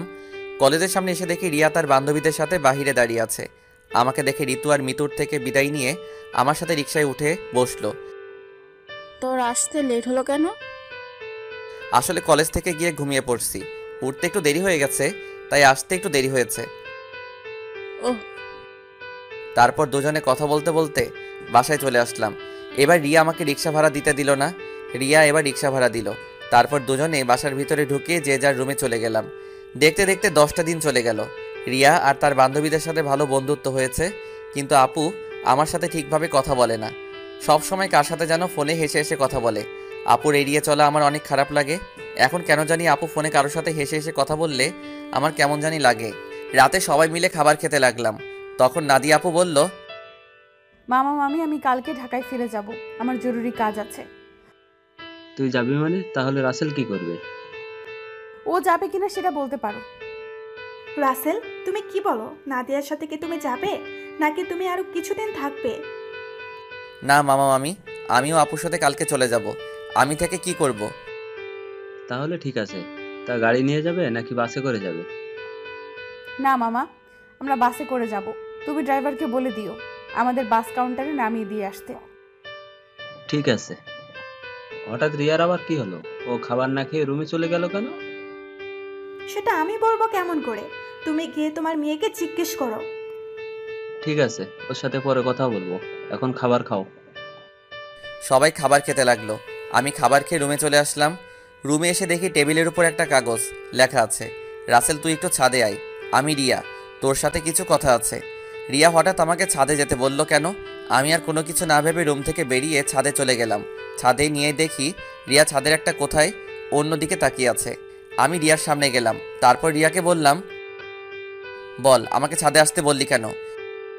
রিয়া আমার দিকে ঘুরে তাকালো। রিয়ার চোখ দেখি লাল হয়ে আছে, মনে হয় কান্না করছে। রিয়া বলল, রাসেল, আমি তোকে কিছু কথা বলতে চাই, প্লিজ তুই না করিস না। কি কথা আগে সেটা বল। তারপর রিয়া আমাকে যে কথা বলল সে কথা কখনো আমি রিয়ার থেকে আশা করি নাই। রিয়া এ কথা কিভাবে বলতে পারলো? রাসেল, আমি তোকে প্রথম যেদিন আমাদের বাসায় দেখি, তোর সাথে ধাক্কা খাই, সেদিন থেকে আমি তোকে ভালোবেসে ফেলেছি। আমি মনে করেছি আরো কিছুদিন পর তোকে ভালোবাসার কথা বলবো, কিন্তু যখন শুনেছি তুই কালকে ঢাকায় ফিরে যাবি, তখন আমার মনটা অনেক খারাপ হয়ে যায়। আমি আর থাকতে পারলাম না, তাই তোকে ছাদে ডেকে ভালোবাসার কথা বললাম। সত্যি রাসেল, আমি তোকে অনেক ভালোবাসি। এ কথা বলে রিয়া আমাকে জড়িয়ে ধরলো। আমি রিয়াকে বন্ধু ছাড়া অন্য কিছু ভাবি নাই, তাই ওর সাথে এত ফ্রি হয়েছি। কিন্তু রিয়া যে আমাকে ভালোবাসার কথা বলবে তা আমি কখনো ভাবিনি। আমি রিয়াকে আমার থেকে ছেড়ে বললাম, দেখ রিয়া, আমি তোকে বন্ধু ছাড়া অন্য কিছু কখনো ভাবিনি। আমি তোকে ভালোবাসতে পারবো না। তুই প্লিজ রাগ করিস না। তুই আমার থেকে অনেক ভালো ছেলে পাবি। আমাকে তুই ভুলে যা। রিয়া আমার কথা শুনে জোরে জোরে কান্না করে দিল। তারপর রিয়া বলল, তুই কেন আমাকে ভালোবাসতে পারবি না? আমি কি দেখতে খারাপ? কেন ভালোবাসতে পারবো না সেটা আমি বলতে পারবো না। আর তুই দেখতে অনেক সুন্দর। ঠিক আছে, জোর করে তো আর ভালোবাসা পাওয়া যায় না, কিন্তু আমি তোকে কখনো ভুলতে পারবো না। তোকে আমি অনেক ভালোবেসে ফেলেছি। প্লিজ তুই পাগলামি করিস না। দেখবি তুই আমার থেকে ভালো ছেলে পাবি। ঠিক আছে, আমি রুমে গেলাম। এ কথা বলে রিয়া ছাদ থেকে নেমে গেল। এই কারণে মেয়েদের সাথে বন্ধুত্ব করি না। আমি আর কিছু না ভেবে ছাদ থেকে নেমে নিজের রুমে চলে গেলাম। বিছানায় শুয়ে পড়লাম। পরের দিন সবার থেকে বিদায় নিয়ে আমি আর আপু বেরিয়ে আসলাম। রিয়া আর আমার সামনে আসে নাই। ড্রাইভার আমাদের বাস কাউন্টারে নামিয়ে দিয়ে চলে গেল। আসার সময় আপু একটা কথাও বলে নাই আমার সাথে। আপুর এত পরিবর্তনে আমার অনেক খারাপ লাগছে। আপুর দুষ্টমিগুলো, কেয়ার করা, সব কিছু মিস করছি। আগে ঢাকায় ফিরে যাই, তারপর আপুর সাথে কথা বলবো। টিকিট কেটে দুজনে বাসে উঠলাম। দুজনের সিট একসাথে পড়েছে। আপু জানালার পাশে গিয়ে বসলো। দেখতে দেখতে আমরা ঢাকায় এসে পৌঁছে গেলাম। ড্রাইভার আঙ্কেল আমাদেরকে নেওয়ার জন্য গাড়ি নিয়ে অপেক্ষা করছে। আমি আসার সময় ড্রাইভার আঙ্কেলকে ফোন দিয়ে আসতে বলেছি। দুজনে বাস থেকে নেমে গাড়িতে গিয়ে বসলাম। আমি ড্রাইভার আঙ্কেলের সাথে সামনের সিটে বসলাম। আপু পিছনের সিটে গিয়ে বসলো। আপুর দিকে তাকিয়ে দেখি কার সাথে যেন মোবাইলে চ্যাটিং করছে। আমি আপুর থেকে চোখ সরিয়ে দিলাম। কিছুক্ষণ পর বাসায় চলে আসলাম। আপু গাড়ি থেকে নেমে ভিতরে চলে গেল। আমি জামা কাপড়ের ব্যাগ নিয়ে ভিতরে গেলাম। আন্টি বলল, কি ব্যাপার রাসেল, তোমরা এত তাড়াতাড়ি বাসায় আসলে যে? আরো কিছুদিন থাকতে। আন্টি আপুর নাকি কাজ আছে, তাই চলে আসলাম। আর 10 দিন তো থেকে আসলাম। ঠিক আছে, তুমি রুমে গিয়ে ফ্রেশ হয়ে আসো, আমি টেবিলে খাবার দিচ্ছি। ঠিক আছে আন্টি। এই বলে নিজের রুমে চলে আসলাম। রুমে এসে ওয়াশরুমে ফ্রেশ হয়ে নিচে চলে আসলাম। একটা চেয়ার টেনে বসলাম। আপুকে দেখলাম না টেবিলে। তখন আমি আন্টিকে বললাম, আন্টি আপু কোথায়? আপু খাবার খাবে না? ও তো খাবার খেয়ে রুমে চলে গেছে, তুমি খেয়ে নাও। ও। আমি আর কোনো কথা না বলে খাবার খেয়ে রুমে চলে আসলাম। দেখতে দেখতে আরও 10টা দিন চলে গেল। আপুর সাথে কথা বলতে গেলে আমার সাথে কথা বলে না। এই 10টা দিন অনেক কষ্টে কেটেছে। রিয়াদের বাসায় তেমন কষ্ট পাইনি, কারণ রিয়ার সাথে দুষ্টুমি করতে করতে দিন পার হয়ে গেছে। কিন্তু এখানে তো আপুই আমার সাথে সবসময় দুষ্টুমি করত। আমি এখন বুঝতে পেরেছি, আপুর সাথে কথা না বলতে পারলে আমি অচল। আপুর আগের দুষ্টুমিগুলো খুব মিস করছি। আমার মনে হয় আমিও আপুকে ভালোবেসে ফেলেছি। কিন্তু আন্টি আঙ্কেল কি আমাদেরকে মেনে নিবে? সমাজের মানুষ কি বলবে?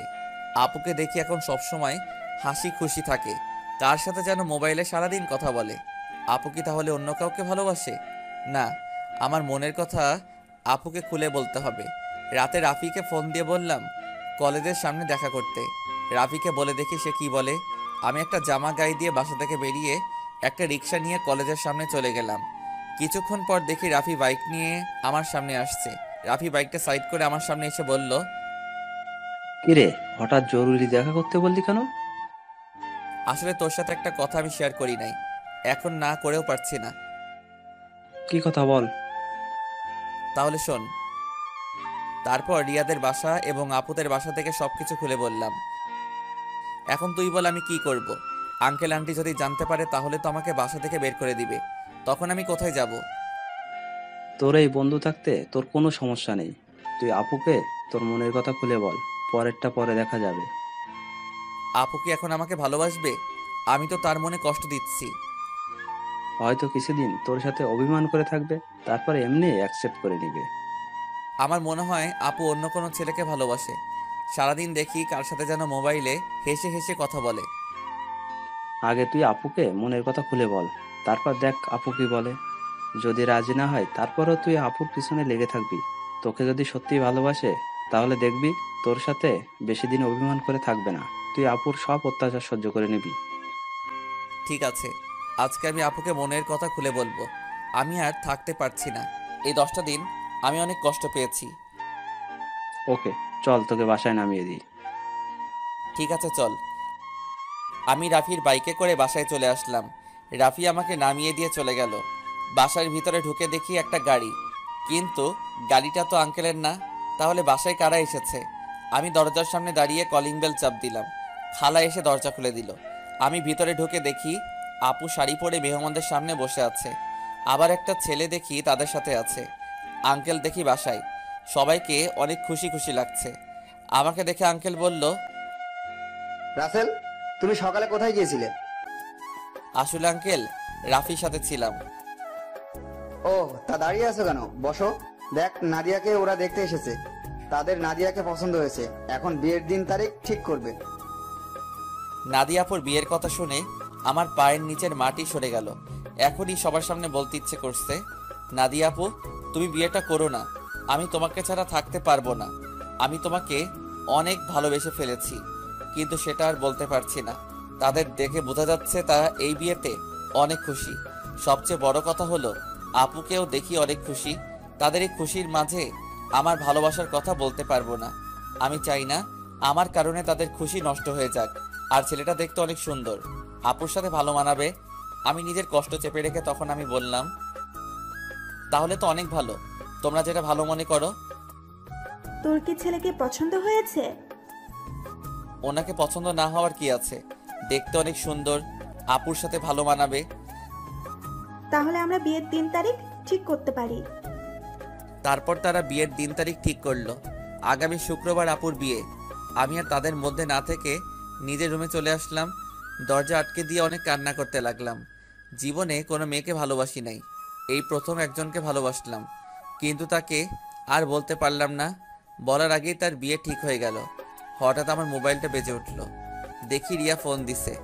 আজকে এতদিন পরে রিয়া আজকে ফোন দিছে। চোখের পানি মুছে ফোনটা রিসিভ করলাম।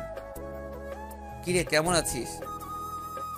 আছি কোনো রকম। তুই কেমন আছিস? আমি আলহামদুলিল্লাহ ভালো আছি। মামা মামি তারা কেমন আছে? সবাই ভালো আছে, কিন্তু তোর কথা কেমন জানি লাগছে। কি হয়েছে তোর? আমার তো কিছুই হয়নি। তুই মনে হয় আমার থেকে কিছু লুকাচ্ছিস। বল, কি হয়েছে তোর? বলতে পারি, কিন্তু তুই আমাকে কথা দিতে হবে। তুই কাউকে কিছু বলবি না। ঠিক আছে, বলবো না। এবার বল। তাহলে শোন। রিয়াকে সবকিছু খুলে বললাম। এটা তুই কি বলছিস? আমি ফুফা ফুফির সাথে কথা বলি? না রে, তারা শুনলে অনেক কষ্ট পাবে। তারা এই বিয়েতে অনেক খুশি। তাহলে তুই কষ্ট পাচ্ছিস কেন?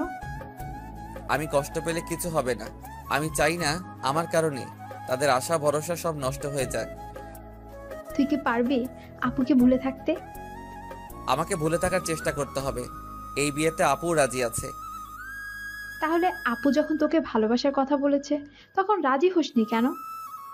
তখন তো আমি আপুকে ওই চোখে দেখি নাই, আমার বড় বোনের মতো দেখেছি। আর আঙ্কেল আন্টি এবং সমাজের কথা চিন্তা করে আপুকে মানা করে দেই।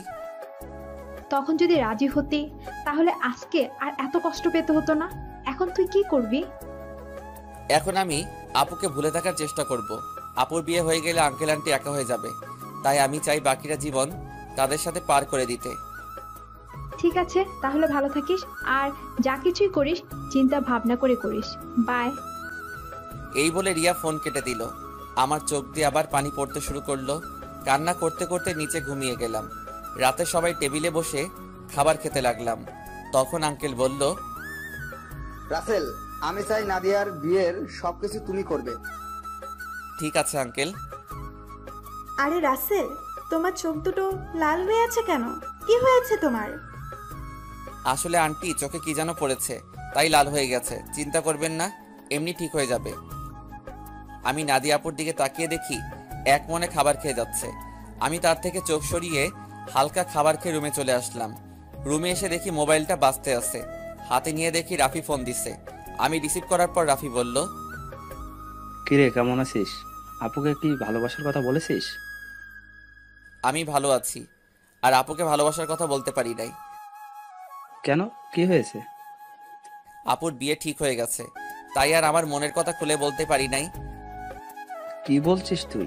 কোথায় বিয়ে ঠিক হয়েছে? ছেলের বাড়ি কোথায় সেটা বলতে পারবো না। ছেলেটা দেখতে অনেক সুন্দর। তুই আমাকে বাসার সামনে নামিয়ে দিয়ে যাওয়ার পর তারপর সব খুলে বললাম। এটা তুই কি বলছিস? তুই কি পারবি আপুকে ভুলে থাকতে? তুই একবার আঙ্কেল আন্টিকে কথাটা খুলে বল, আর না হয় আপুকে বল। না রে, আমি চাই না আমার কথা শুনে তারা কষ্ট পাক। এই বিয়েতে তারা সবাই খুশি আছে, আর নাদিয়া আপুও রাজি আছে। আঙ্কেল আন্টির কথা চিন্তা করে নিজেকে কষ্ট দিবি? তুই কি থাকতে পারবি? শোন, আঙ্কেল আমাকে রাস্তা থেকে তুলে এনে তাদের বাসায় ঠাঁই দিছে। তাদের মতো একটা পরিবার পেয়েছি।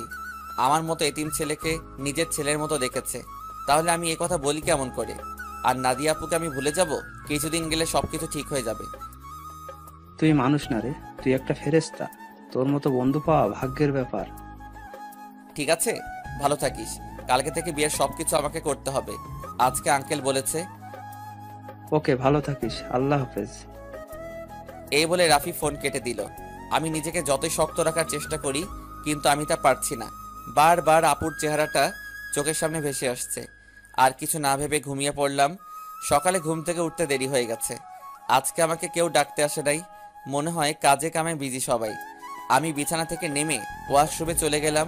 ফ্রেশ হয়ে একটা জামা গায়ে দিয়ে নিচে আসলাম। নিচে এসে একজনকে দেখে আমি পুরো অবাক হয়ে গেলাম। আর কেউ নয়, আপুর সাথে যে ছেলের বিয়ে ঠিক হয়েছে সেই ছেলে। আমি এখনো ওনার নাম জানি না। আমাকে দেখে ডাক দিল। আসসালামু আলাইকুম দুলাভাই, কেমন আছেন? আলহামদুলিল্লাহ ভালো আছি, তুমি কেমন আছো? আমিও ভালো আছি। দুলাভাইয়ের নামটা তো জানা হলো না। তা হঠাৎ বিয়ের আগে শ্বশুরবাড়িতে? আমার নাম রনি, নিজের অফিস দেখাশোনা করছি, আর আজকে নাদিয়াকে নিয়ে মার্কেটে যাব বিয়ের কেনাকাটা করতে। আমি চাই নাদিয়ার পছন্দ মতো সবকিছু কিনে দিতে। খুব ভালো। তা আপু কোথায়? নাদিয়া রেডি হয়ে আসছে, তুমিও আমাদের সাথে চলো। না দুলাভাই, আঙ্কেল আমাকে বিয়ের সব কিছুর দায়িত্ব দিছে। আমি নাস্তা করে বাইরে গিয়ে বিয়ের কার্ডের অর্ডার, ডেকোরেশন সব কিছু করে আসতে হবে। আমার হাতে অনেক কাজ। আপনি আপুকে নিয়ে যান। তোমার যখন কাজ আছে তাহলে তো আর জোর করা যাবে না। চলুন, নাস্তা করবেন। আমি বাসা থেকে করে এসেছি, তুমি করে নাও। ঠিক আছে বলে নাস্তা টেবিলে চলে আসলাম। খালা আমাকে নাস্তা দিয়ে গেল। হঠাৎ সিঁড়ির উপর চোখ গেল, দেখি আপু সুন্দরভাবে সেজেগুজে নিচে নামছে। আপুকে দেখতে অনেক সুন্দর লাগছে। আপু আমার দিকে তাকাতেই আমি চোখ সরিয়ে নিলাম। তারপর তারা দুজনে বাসা থেকে বেরিয়ে গেল। আমি হালকা নাস্তা করে বাসা থেকে বেরিয়ে রিক্সা নিয়ে রাফিদের বাসার সামনে চলে আসলাম। ভাড়া মিটিয়ে কলিং বেল চাপ দিলাম। কিছুক্ষণ পর রাফির আম্মু দরজা খুলে দিল। আসসালামু আলাইকুম আম্মু, কেমন আছো? এতদিন পর তোর এই আম্মুর কথা মনে পড়ছে? সরি আম্মু, আমার ভুল হয়ে গেছে। আর কখনো এমন ভুল করব না। ঠিক আছে, এখন ভিতরে আয়। রাফি তার রুমে আছে, তুই ওর রুমে যা, আমি কফি পাঠিয়ে দিচ্ছি। ঠিক আছে আম্মু। আমি ভিতরে ঢুকে ওপরে রাফির রুমে যেতে লাগলাম। এবার আপনাদের বলি, রাফির আম্মু জানে আমার আব্বু আম্মু নেই, আমি একটা এতিম ছেলে। তখন রাফির আম্মু আমাকে বলে, কে বলেছে তোর আব্বু আম্মু নেই? আজকে আমি তোর আম্মু, এখন থেকে আমাকে আম্মু বলে ডাকবি। এখন আমার দুই ছেলে। এরপর থেকে রাফির আম্মুকে আমি আম্মু বলে ডাকি। রাফির রুমে এসে দেখি রাফি বিছানায় শুয়ে মোবাইল টিপতে আছে। আমাকে দেখে উঠে বসলো। কিরে, তুই কখন আসলি? এই তো কিছুক্ষণ আগে। তা তুই আসবি, আমাকে তো বললি না। আমি তো এমনি আসি নাই, আপুর বিয়ের সব দায়িত্ব আঙ্কেল আমাকে দিছে।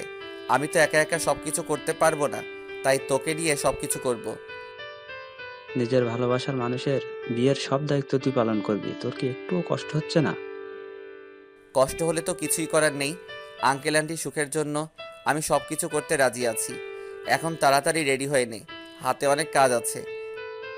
ঠিক আছে, তুই বস, আমি ফ্রেশ হয়ে আসছি। এই বলে রাফি ওয়াশরুমে ঢুকে ফ্রেশ হয়ে আসলো। আম্মু এসে আমাদেরকে কফি দিয়ে গেল। দুজনে কফি খেয়ে আম্মুর থেকে বিদায় নিয়ে বাহিরে চলে আসলাম। বাইক নিয়ে দুজনে বেরিয়ে পড়লাম। প্রথমে বিয়ের কার্ডের অর্ডার দিলাম, তারপর বাকি যে কাজ ছিল সব কিছুর কাজ সেরে বাসায় চলে আসলাম। রাফি আমাকে বাসার সামনে নামিয়ে দিয়ে চলে গেল। আমি বাসার ভিতরে ঢুকে কলিং বেল চাপ দেওয়ার পর খালা এসে দরজা খুলে দিল। সব কাজ শেষ করে আসতে সন্ধ্যা হয়ে গেছে। আমি আর বাহিরে দুপুরে খাবার খেলাম। ভিতরে ঢুকে দেখে আঙ্কেল আন্টি সোফায় বসে কফি খাচ্ছে আর কথা বলছে। আমাকে দেখে আঙ্কেল ডাক দিল। আমি গিয়ে তাদের পাশে বসলাম। রাসেল, সব কাজ কি শেষ? জি আঙ্কেল, কালকে সকালে ডেকোরেশনের সব লোক মালপত্র নিয়ে চলে আসবে, আর বিয়ের কার্ড কালকে বিকালে নিয়ে আসতে বলছে। ফুলের লোক গায়ে হলুদের দিন সকালে আসবে। ঠিক আছে, তুমি এখন রুমে গিয়ে ফ্রেশ হয়ে কিছুক্ষণ রেস্ট নাও, কালকে আবার কাজে লেগে পড়তে হবে। ঠিক আছে আঙ্কেল। এই বলে নিজের রুমে চলে আসলাম। ওয়াশরুমে ঢুকে ফ্রেশ হয়ে বিছানায় শুয়ে পড়লাম। রাতে খাবার খাওয়ার জন্য খালা ডেকে গেছে, তাই বিছানা থেকে উঠে নিচে চলে আসলাম। টেবিলের সামনে গিয়ে দেখি আঙ্কেল আন্টি আর আপু বসে আছে। আমি একটা চেয়ার টেনে বসলাম। আন্টি খাবার বেড়ে দিল। আপুর দিকে তাকিয়ে দেখি এক মনে খাবার খেয়ে যাচ্ছে। আমার দিকে একটাবার তাকালো না। আমি খাবার খেয়ে নিজের রুমে চলে আসলাম। তারপর বিছানায় শুয়ে পড়লাম। পরের দিন বিকালে বিয়ের কার্ড নিয়ে আসলাম। তখন আমি আঙ্কেলকে বললাম, আঙ্কেল, বিয়ের কার্ডগুলো কি করব? তোমার বন্ধু বান্ধব কতজন আছে তাদের একটা করে দিয়ে এসো, আমি কিছু রাখছি, আর বাকিগুলো নাদিয়াকে দিয়ে দেয়। আঙ্কেল, আমার তেমন বন্ধু নেই। আমার একমাত্র বন্ধু শুধু রাফি এবং তার পরিবার। ঠিক আছে, তাদের বিয়ের কার্ড দিয়ে এসো, আমি কিছু রাখছি, বাকিগুলো নাদিয়াকে দিয়ে আয়। আঙ্কেল কিছু কার্ড রাখলো। বাকিগুলো নিয়ে আপুর রুমের সামনে গেলাম। বাহির থেকে বললাম, আপু ভিতরে আসতে পারি? আয়।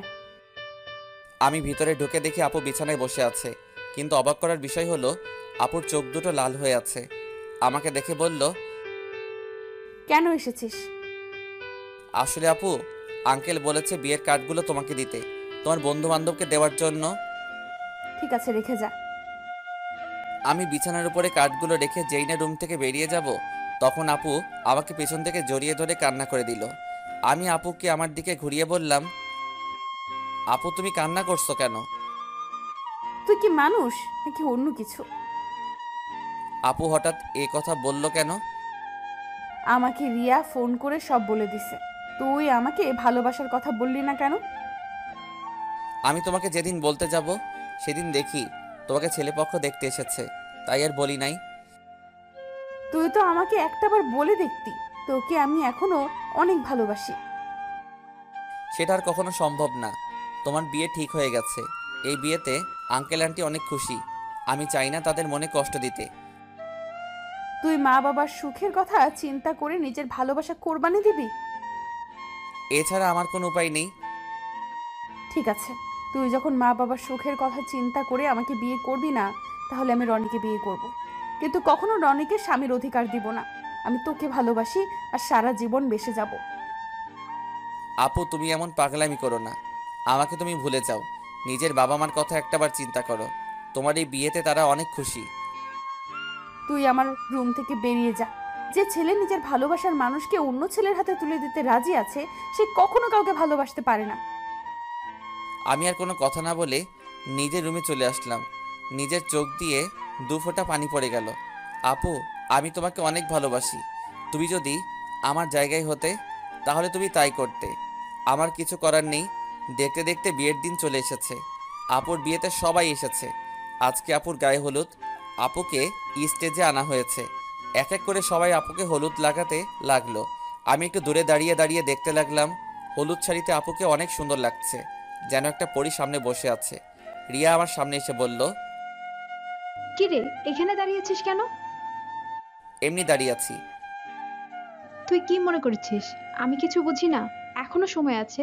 তুই মামা মামিকে সবকিছু খুলে বল। না রে, আমি চাই না তাদের মনে কষ্ট দিতে। তোর কি কষ্ট হচ্ছে না? আমি চুপ হয়ে গেলাম। মনে মনে বললাম, আমার ভিতরটা ফেটে যাচ্ছে, কিন্তু আমি এখন কি করব?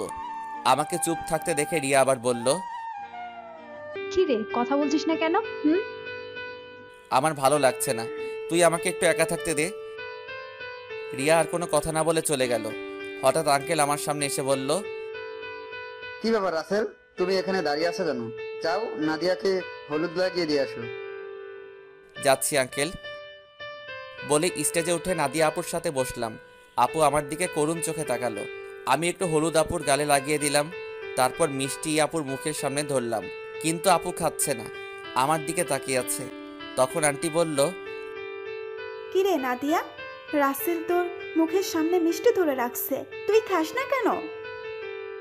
আন্টির কথা শুনে আপু হালকা একটু মিষ্টি খেলো। তারপর আপু আমাকে একটু মিষ্টি খাইয়ে দিল। আমি আর বসে না থেকে ছাদে চলে গেলাম। অনেক কষ্টে আপুর সামনে চোখের পানি আটকে রেখেছি। ছাদের কিনারে দাঁড়িয়ে কান্না করতে লাগলাম। আজকে রাতটা পার হলে কালকে আপুর বিয়ে হয়ে যাবে। নিজের চোখের সামনে কিভাবে দেখবো আপুর বিয়ে? আমার চোখের পানি কোনো বাধা মানছে না। অঝোর ধারায় পানি পড়তে লাগলো। ছাদে কতক্ষণ ছিলাম বলতে পারবো না। আমার একটা জিনিস কিছুতেই মাথায় ঢুকছে না। রাফিকে আজকে গায়ে হলুদে দেখলাম না। ও কোথায়? আমাকে তো বলছে সন্ধ্যার পর চলে আসবে। আম্মু আব্বু তারা এসেছে, কিন্তু তাকে দেখলাম না। পকেট থেকে মোবাইলটা বের করে রাফিকে ফোন দিলাম, কিন্তু তার মোবাইল বন্ধ বলছে। আমি আর কিছু না ভেবেই নিচে নামতে যাব, হঠাৎ ছাদে কারো আসার শব্দ পেলাম। নিচের দিকে তাকিয়ে দেখি আপু ছাদের দিকে আসছে। আপু আমাকে দেখে হাত ধরে টেনে ছাদের কিনারে নিয়ে আসলো। তখন আপু বলল, নিজেকে এত কষ্ট দিচ্ছিস কেন রাসেল? এখনো সময় আছে। তুই আব্বু আম্মুকে সবকিছু খুলে বল। তুই যদি বলতে ভয় পাস তাহলে আমি বলি। না আপু, তুমি এই কাজ কখনো করবে না। তারা শুনলে অনেক কষ্ট পাবে। আমি চাই না তারা আমার কথা শুনে কষ্ট পাক। তুই কি পারবি আমাকে ছেড়ে থাকতে? আমাকে পারতেই হবে। রাসেল, শেষবারের মতো আমার একটা কথা রাখবি? কি কথা বলো? তুই কালকে আমার সামনে আসিস না। আমি তোকে সামনে দেখলে কবুল বলতে পারবো না। ঠিক আছে, আমি তোমার সামনে থাকবো না। আমাকে জড়িয়ে ধরে একটা কিস করবি? কালকের পর তো অন্য পুরুষের সাথে থাকতে হবে। এখানে অন্য পুরুষ কোথায় থেকে আসলো? সে তো হবে তোমার স্বামী। কিন্তু আমি তো তাকে কখনো স্বামী হিসেবে মানব না। আমি শুধু তোকে ভালোবাসি। প্লিজ আপু, তুমি আমাকে ভুলে যাও। স্বামীর সংসার নিয়ে নতুন জীবন শুরু করো। আমি কখনো তোকে ছাড়া নতুন জীবন শুরু করতে পারবো না। আপু, তোমাকে আমার কসম দিয়ে বলছি, তুমি আঙ্কেল আন্টির মনে কষ্ট দিও না। সব বাবা মা চায় তার মেয়ে যেন সুখী থাকে। ঠিক আছে, তুই যা বলছিস তাই হবে। এখন আমাকে শেষবারের মতো জড়িয়ে ধরে একটা কিস কর। তোর কাছে এটাই আমার শেষ চাওয়া। আপু, তোমাকে জড়িয়ে ধরতে পারবো কিন্তু কিস করতে পারবো না। এটা একমাত্র তোমার স্বামীর অধিকার। ঠিক আছে, তাহলে জড়িয়ে ধর। আমি আপুকে জড়িয়ে ধরলাম। আপু শুধু চোখের পানি ফেলছে। আমাকে কিছুক্ষণ জড়িয়ে ধরে নিচে নেমে গেল। পরের দিন আমি কাজে বিজি থাকতে শুরু করলাম। সব কিছু ঠিকঠাক মতো দেখিয়ে দিতে লাগলাম। কিছুক্ষণ পর আম্মু আমার সামনে আসলো।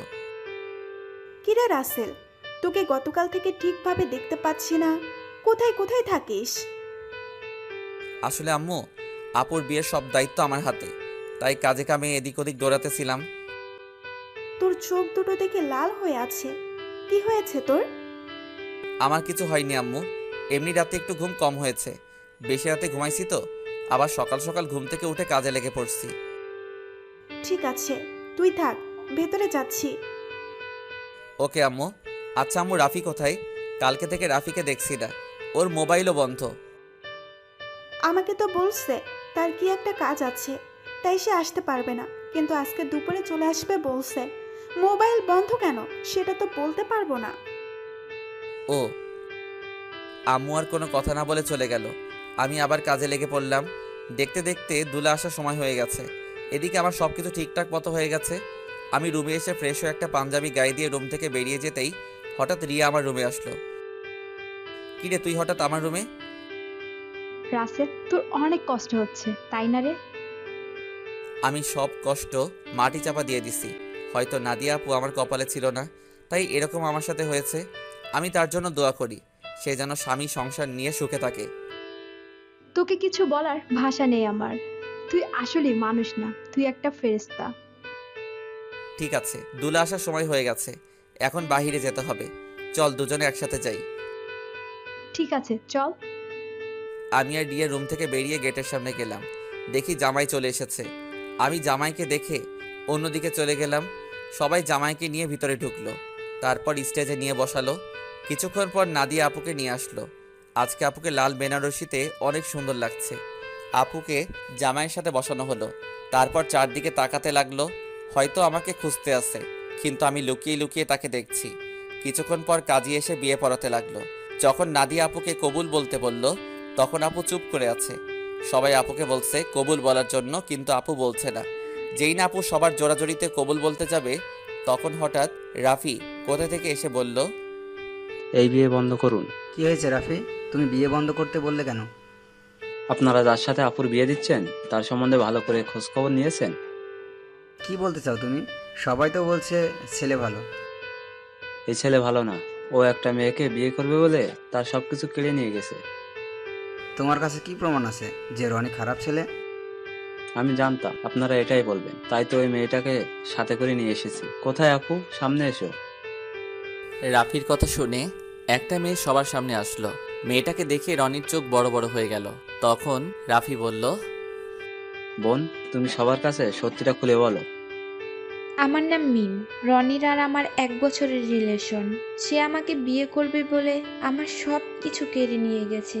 কিছুদিন আগে সে আমাকে বলে তাকে ভুলে যেতে, তার নাকি অন্য জায়গায় বিয়ে ঠিক হয়ে গেছে। আমার সাথে নাকি প্রেমের অভিনয় করছে।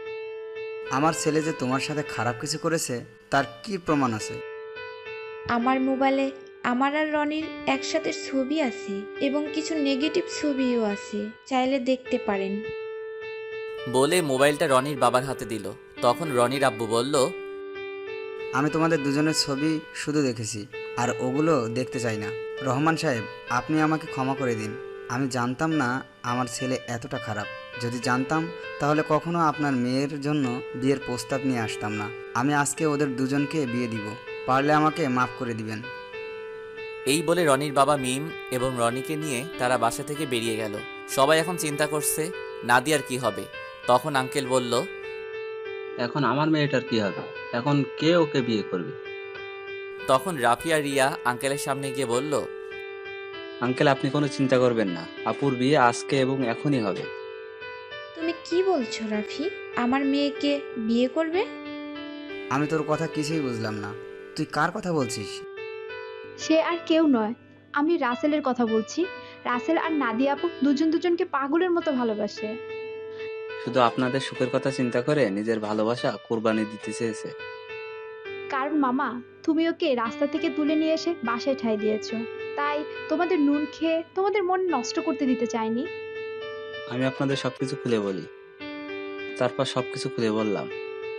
আঙ্কেল রাফির কথা শুনে আমার সামনে সে ঠাস করে একটা থাপ্পড় মেরে বলতে লাগলো, নিজেকে খুব মহান মনে করছিস তাই না? তোকে আমি বাইরের ছেলে মনে করেছি, তুই কেন এমন করছিস? আমি তোমাদের সাথে প্রতারণা করতে পারবো না। আমি আপনাদের দুজনকে সবসময় নিজের মা বাবার মতো দেখে এসেছি। আপনি একটা এতিম ছেলেকে ঠাঁই দিয়ে নতুন জীবন দিয়েছেন। আমি কি করে আপনাদের মনে কষ্ট দেই? আরে, আমি তোকে কখনো অন্যভাবে দেখিনি। আমি তোকে নিজের ছেলের মতো জানি। তুই আমাদের কাছে একটা বার বলে দেখতি, আমি কখনো মানা করতাম না। এটা শুনে আমি আরো খুশি হয়েছি। আচ্ছা, তোর কথা বাদ দিলাম, নাদিয়া তো আমাদের খুলে বলতে পারতি। আমি তোমাদের সব কিছু খুলে বলতে চেয়েছি, কিন্তু রাসেল আমাকে মানা করেছে, আবার আমাকে কসম দিছে। ঠিক আছে, এখন সব বাদ। এখন রাফি, তুমি রাসেলকে তৈরি করে নিয়ে আসো। ঠিক আছে আঙ্কেল। এই বলে রাফি আমাকে নিয়ে উপরে চলে আসলো। আমি সাথে সাথে রাফিকে জড়িয়ে ধরে কান্না করে দিলাম। তারপর বললাম, কিরে, কেমনে কি? আমার পাঠক পাঠিকারা তো কিছুই বুঝতে পারছে না, একটু সবাইকে খুলে বলো। ঠিক আছে, বলছি। আমি গতকাল দুপুরে মার্কেটে যাচ্ছিলাম আপুর বিয়ের উপহার কিনতে। তখন হঠাৎ দেখি একটা মেয়ে রনির মতো একটা ছেলের সাথে কথা বলছে। হঠাৎ ছেলেটা মেয়েটাকে ঠাস করে 2টা থাপ্পড় মেরে চলে যায়। ছেলেটা যে সময় গাড়িতে উঠবে তখন তার চেহারা দেখে অবাক হয়ে যায়, কারণ সে ছিল রনি ভাই। আমি আর দাঁড়িয়ে না থেকে মেয়েটার কাছে গেলাম। তখন তাকে জিজ্ঞেস করি, ওই ছেলেটার সাথে তোমার কি সম্পর্ক? তারপর মেয়েটি সব খুলে বলে। কি বলেছে আপনারা তো সব জানেন। তুই মিমের সব কথা শুনে কি বলছিস? আমি ওর কথা শুনে তাকে নিয়ে বাসায় চলে আসলাম। আব্বু আম্মুকে বললাম, আমার বন্ধু, তোমরা সবাই বিয়ে বাড়িতে চলে যাও, আমি বিয়ের দিন যাব। আমার বন্ধুর সাথে আমার কিছু কাজ আছে। আব্বু আম্মু পরে কিছু বলে নাই? মানে একটা মেয়ের সাথে তোর কি কাজ? তুই তো জানিস, আব্বু আম্মু আমাকে অনেক বিশ্বাস করে, তার ছেলে কখনো খারাপ কাজ করবে না। আব্বু আম্মু চলে আসার পর কোনো রকম রাতটা কাটিয়ে পরের দিন বিয়ে বাড়িতে নিয়ে আসলাম। আমি সবার সামনে রনির মুখোশ খুলে দেওয়ার জন্য বিয়ের দিন মিমকে নিয়ে আসি। আজকে তোর কারণে আমার ভালোবাসার মানুষকে আপন করে পেয়েছি। তোর এই ঋণ কখনো শোধ করতে পারবো না। হয়েছে, তোর ঋণ শোধ করা লাগবে না, শুধু আমার একটা হেল্প করে দিতে হবে। বল, তোর কি হেল্প লাগবে? আমার সাথে একটা মেয়ে দাঁড়িয়ে যখন আঙ্কেলের সাথে কথা বলছে, ওই মেয়েটাকে আমার পছন্দ হয়েছে। ওর সাথে আমার লাইনটা ক্লিয়ার করে দিবি। তার মানে তুই রিয়ার কথা বলছিস? আরে তোকে তো ওর কথা বলছি। মানে? আমি তো কিছুই বুঝতে পারছি না। তোকে বলছি না, আমাকে আপুর মামাতো বোন রিয়া প্রপোজ করছে, এই সেই মেয়ে। কি? তার মানে ওই সেই রিয়া? কিন্তু চেহারা তো কিন্তু মার্শাল্লাহ। এখন আমার সাথে লাইনটা করে দে। ঠিক আছে, দিব, আগে আমার বিয়েটা শেষ হোক। ঠিক আছে, এখন ফ্রেশ হয়ে আয়, আমাদের জন্য সবাই অপেক্ষা করছে। আমি আর কোনো কথা না বলে ওয়াশরুমে ঢুকে ফ্রেশ হয়ে একটা পাঞ্জাবি গায়ে দিয়ে রাফির সাথে নিচে চলে আসলাম। আমাকে নিয়ে আপুর পাশে নিয়ে বসালো। তখন আপু আমার কানের কাছে মুখ এনে বলল, আজকে তোর খবর আছে, শুধু বিয়েটা হয়ে যেতে দে, তুই আমাকে অনেক কষ্ট দিয়েছিস। সেটা বাসর ঘরে দেখা যাবে। আমিও কিন্তু কম কষ্ট পাইনি। কাজী বিয়ে পড়ানো শুরু করলো। আগে আপুকে কবুল বলতে বলল, আপু সাথে সাথে কবুল বলে ফেললো। সবাই মুচকি মুচকি হাসছে। এবার আমাকে বলতে বলল, কিন্তু আমি বলছি না, আমি আপুকে একটু লাগানোর জন্য দেরি করছি। আপু আমাকে কনুই দিয়ে গুঁতা দিল। আমি সাথে সাথে কবুল বলে ফেললাম। সবাই জোরে জোরে হাসা শুরু করলো। তারপর কাজী মোনাজাত ধরলো। সবাই আমাদের জন্য দোয়া করলো। তারপর সবাই খাওয়া দাওয়া করে বাসায় চলে গেল। আব্বু আম্মু আমার কাছ থেকে বিদায় নিয়ে চলে গেল। রাফি আমার সাথে থেকে গেল। এখন আমি আর রাফি ছাদে বসে আছি। ছাদে আসার সময় রিয়াকে বলেছি ছাদে আসার জন্য। আমি আর রাফি বসে বসে কথা বলছি। কিছুক্ষণ পর রিয়া ছাদে আসলো। তখন আমি বললাম, কি রে, তোর আসতে এত দেরি হলো কেন? দেরি কি আর এমনি হয়েছে? তোর বাসর ঘর সাজাতে দেরি হয়ে গেছে। এখন বল, কি জন্য ডাকলি? আজকে বিয়েবাড়িতে একটা ছেলে তোকে দেখে পছন্দ করে, সে নাকি তোর সাথে প্রেম করতে চায়। আমার কথা শুনে রাফি মাথা নিচু করে ফেলছে। তখন রিয়া বলল, ছেলেটাকে জানতে পারি? সে আর কেউ নয়, আমার কলিজা, আমার জানের বন্ধু রাফি। তাহলে না বলে তোকে বলতে বলছে কেন? আসলে আজ পর্যন্ত রাফি কোনো মেয়ের সাথে প্রেম করে নাই।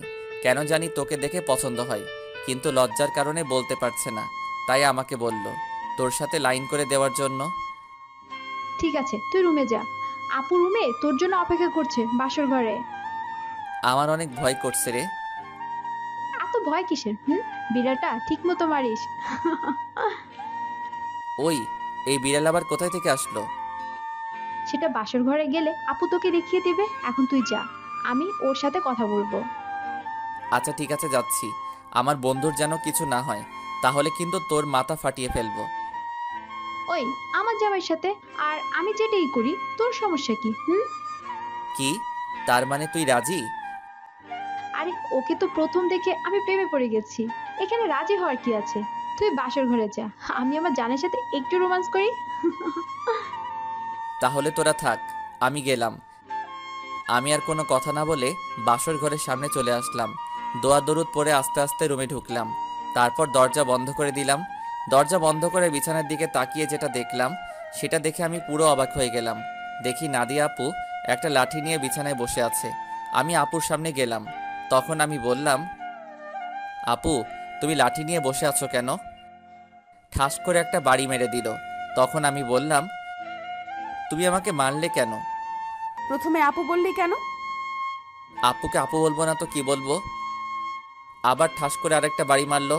তখন নাদিয়া বলল, আর একবার যদি আপু বলে ডাকিস তাহলে তোর মাথা ফাটিয়ে দেব। এখন থেকে আমার নাম এবং তুমি করে বলবি। তুমি করে তো সব সময় বলি, কিন্তু নাম ধরে কিভাবে বলবো? তুমি তো আমার থেকে বড়। কারণ এখন আমি তোর স্ত্রী, আমাকে নাম ধরে ডাকবি। ঠিক আছে, এখন থেকে নাম ধরে ডাকবো। তো এতক্ষণ কোথায় ছিলি? তোর আসতে এত লেট হলো কেন? আগে বলো, তুমি আমাকে তুই করে বলছো কেন? আমি তোমার স্বামী, আমাকে তুমি করে বলবে। ঠিক আছে বলবো, এখন বল আসতে দেরি হলো কেন? তাহলে শোনো। তারপর রাফি আর রিয়ার কথা খুলে বললাম। সেটা তো খুশির খবর। আজকে রাফির জন্য তোমাকে আমি আপন করে পেয়েছি। ও না থাকলে এতক্ষণ আমাকে বাসর ঘরে রনি থাকতো। ঠিকই বলেছ, ওর মতো বন্ধু পাওয়া ভাগ্যের ব্যাপার। ঠিক আছে, এখন উঁচু করে আসো, 2 রাকাত নফল নামাজ আদায় করতে হবে। করব, আগে আমাকে একটা কথার উত্তর দাও। বিয়ের আগে তোমাকে দেখছি সব সময় কার সাথে যেন হেসে হেসে কথা বলতে। তুমি কার সাথে কথা বলতে? নাদিয়া আমার কথা শুনে হাসতে হাসতে বলল, আরে পাগল, এটা আমি অভিনয় করছি। আমি তোমার সামনে মোবাইল নিয়ে অন্য ছেলের সাথে কথা বলার অভিনয় করছি এবং তোমাকে এড়িয়ে চলছি। তুই এগুলো সহ্য করতে না পেরে যেন আমাকে ভালোবাসার কথা বলিস, কিন্তু হাদারাম তুমি আমাকে কখনোই বলো নাই। কিছুদিন পর যখন তোমার রিয়াকশন দেখলাম না, তারপর ওই ছেলেকে বিয়ে করতে রাজি হয়ে যাই। তারপর কি হলো তুমি তো জানো। আমারটার কি শুনবে? সব তো তুমি জানতে পেরেছ। এখন চলো দুজনে অজু করে আসি। ঠিক আছে চলো। আমি আর নাদিয়া ওয়াশরুমে ঢুকে অজু করে 2 রাকাত নফল নামাজ আদায় করে খাটে গিয়ে বসলাম। তখন নাদিয়া বলল, আজকে তোমার ভালোবাসা দিয়ে আমার সব কষ্ট দূর করে দাও। তোমার কষ্ট দূর করলে আমার কষ্টগুলো দূর করবে কে? আমিও তোমার সব কষ্ট দূর করে দেব ভালোবাসা দিয়ে। ঠিক আছে, তাহলে মিশনে নেমে পড়ি। আমার তো আর সহ্য হচ্ছে না। বাবা, আমার সিনিয়র জামাইয়ের দেখি সহ্য হচ্ছে না। আসো। তারপর আর কি, নাদিয়ার উপর ঝাঁপিয়ে পড়লাম। নাদিয়ার ঠোঁট দুটো নিজের আয়ত্তে নিয়ে আসলাম। আস্তে আস্তে কাপড় খুলতে লাগলাম। তারপর ওর পুরো শরীরে কিস করতে লাগলাম। ধবধবে সাদা দেহ। তারপর হারিয়ে গেলাম সাগরের বুকে। এখন আমি আর নাদিয়া সবসময় কলেজে যাওয়া আসা করি। রিয়া আর রাফির প্রেম ভালোই চলছে। তাদের পড়ালেখা শেষ হলে বিয়ে হবে। আমি আমার সিনিয়র আপুর ভালোবাসা পেয়ে অনেক সুখে আছি।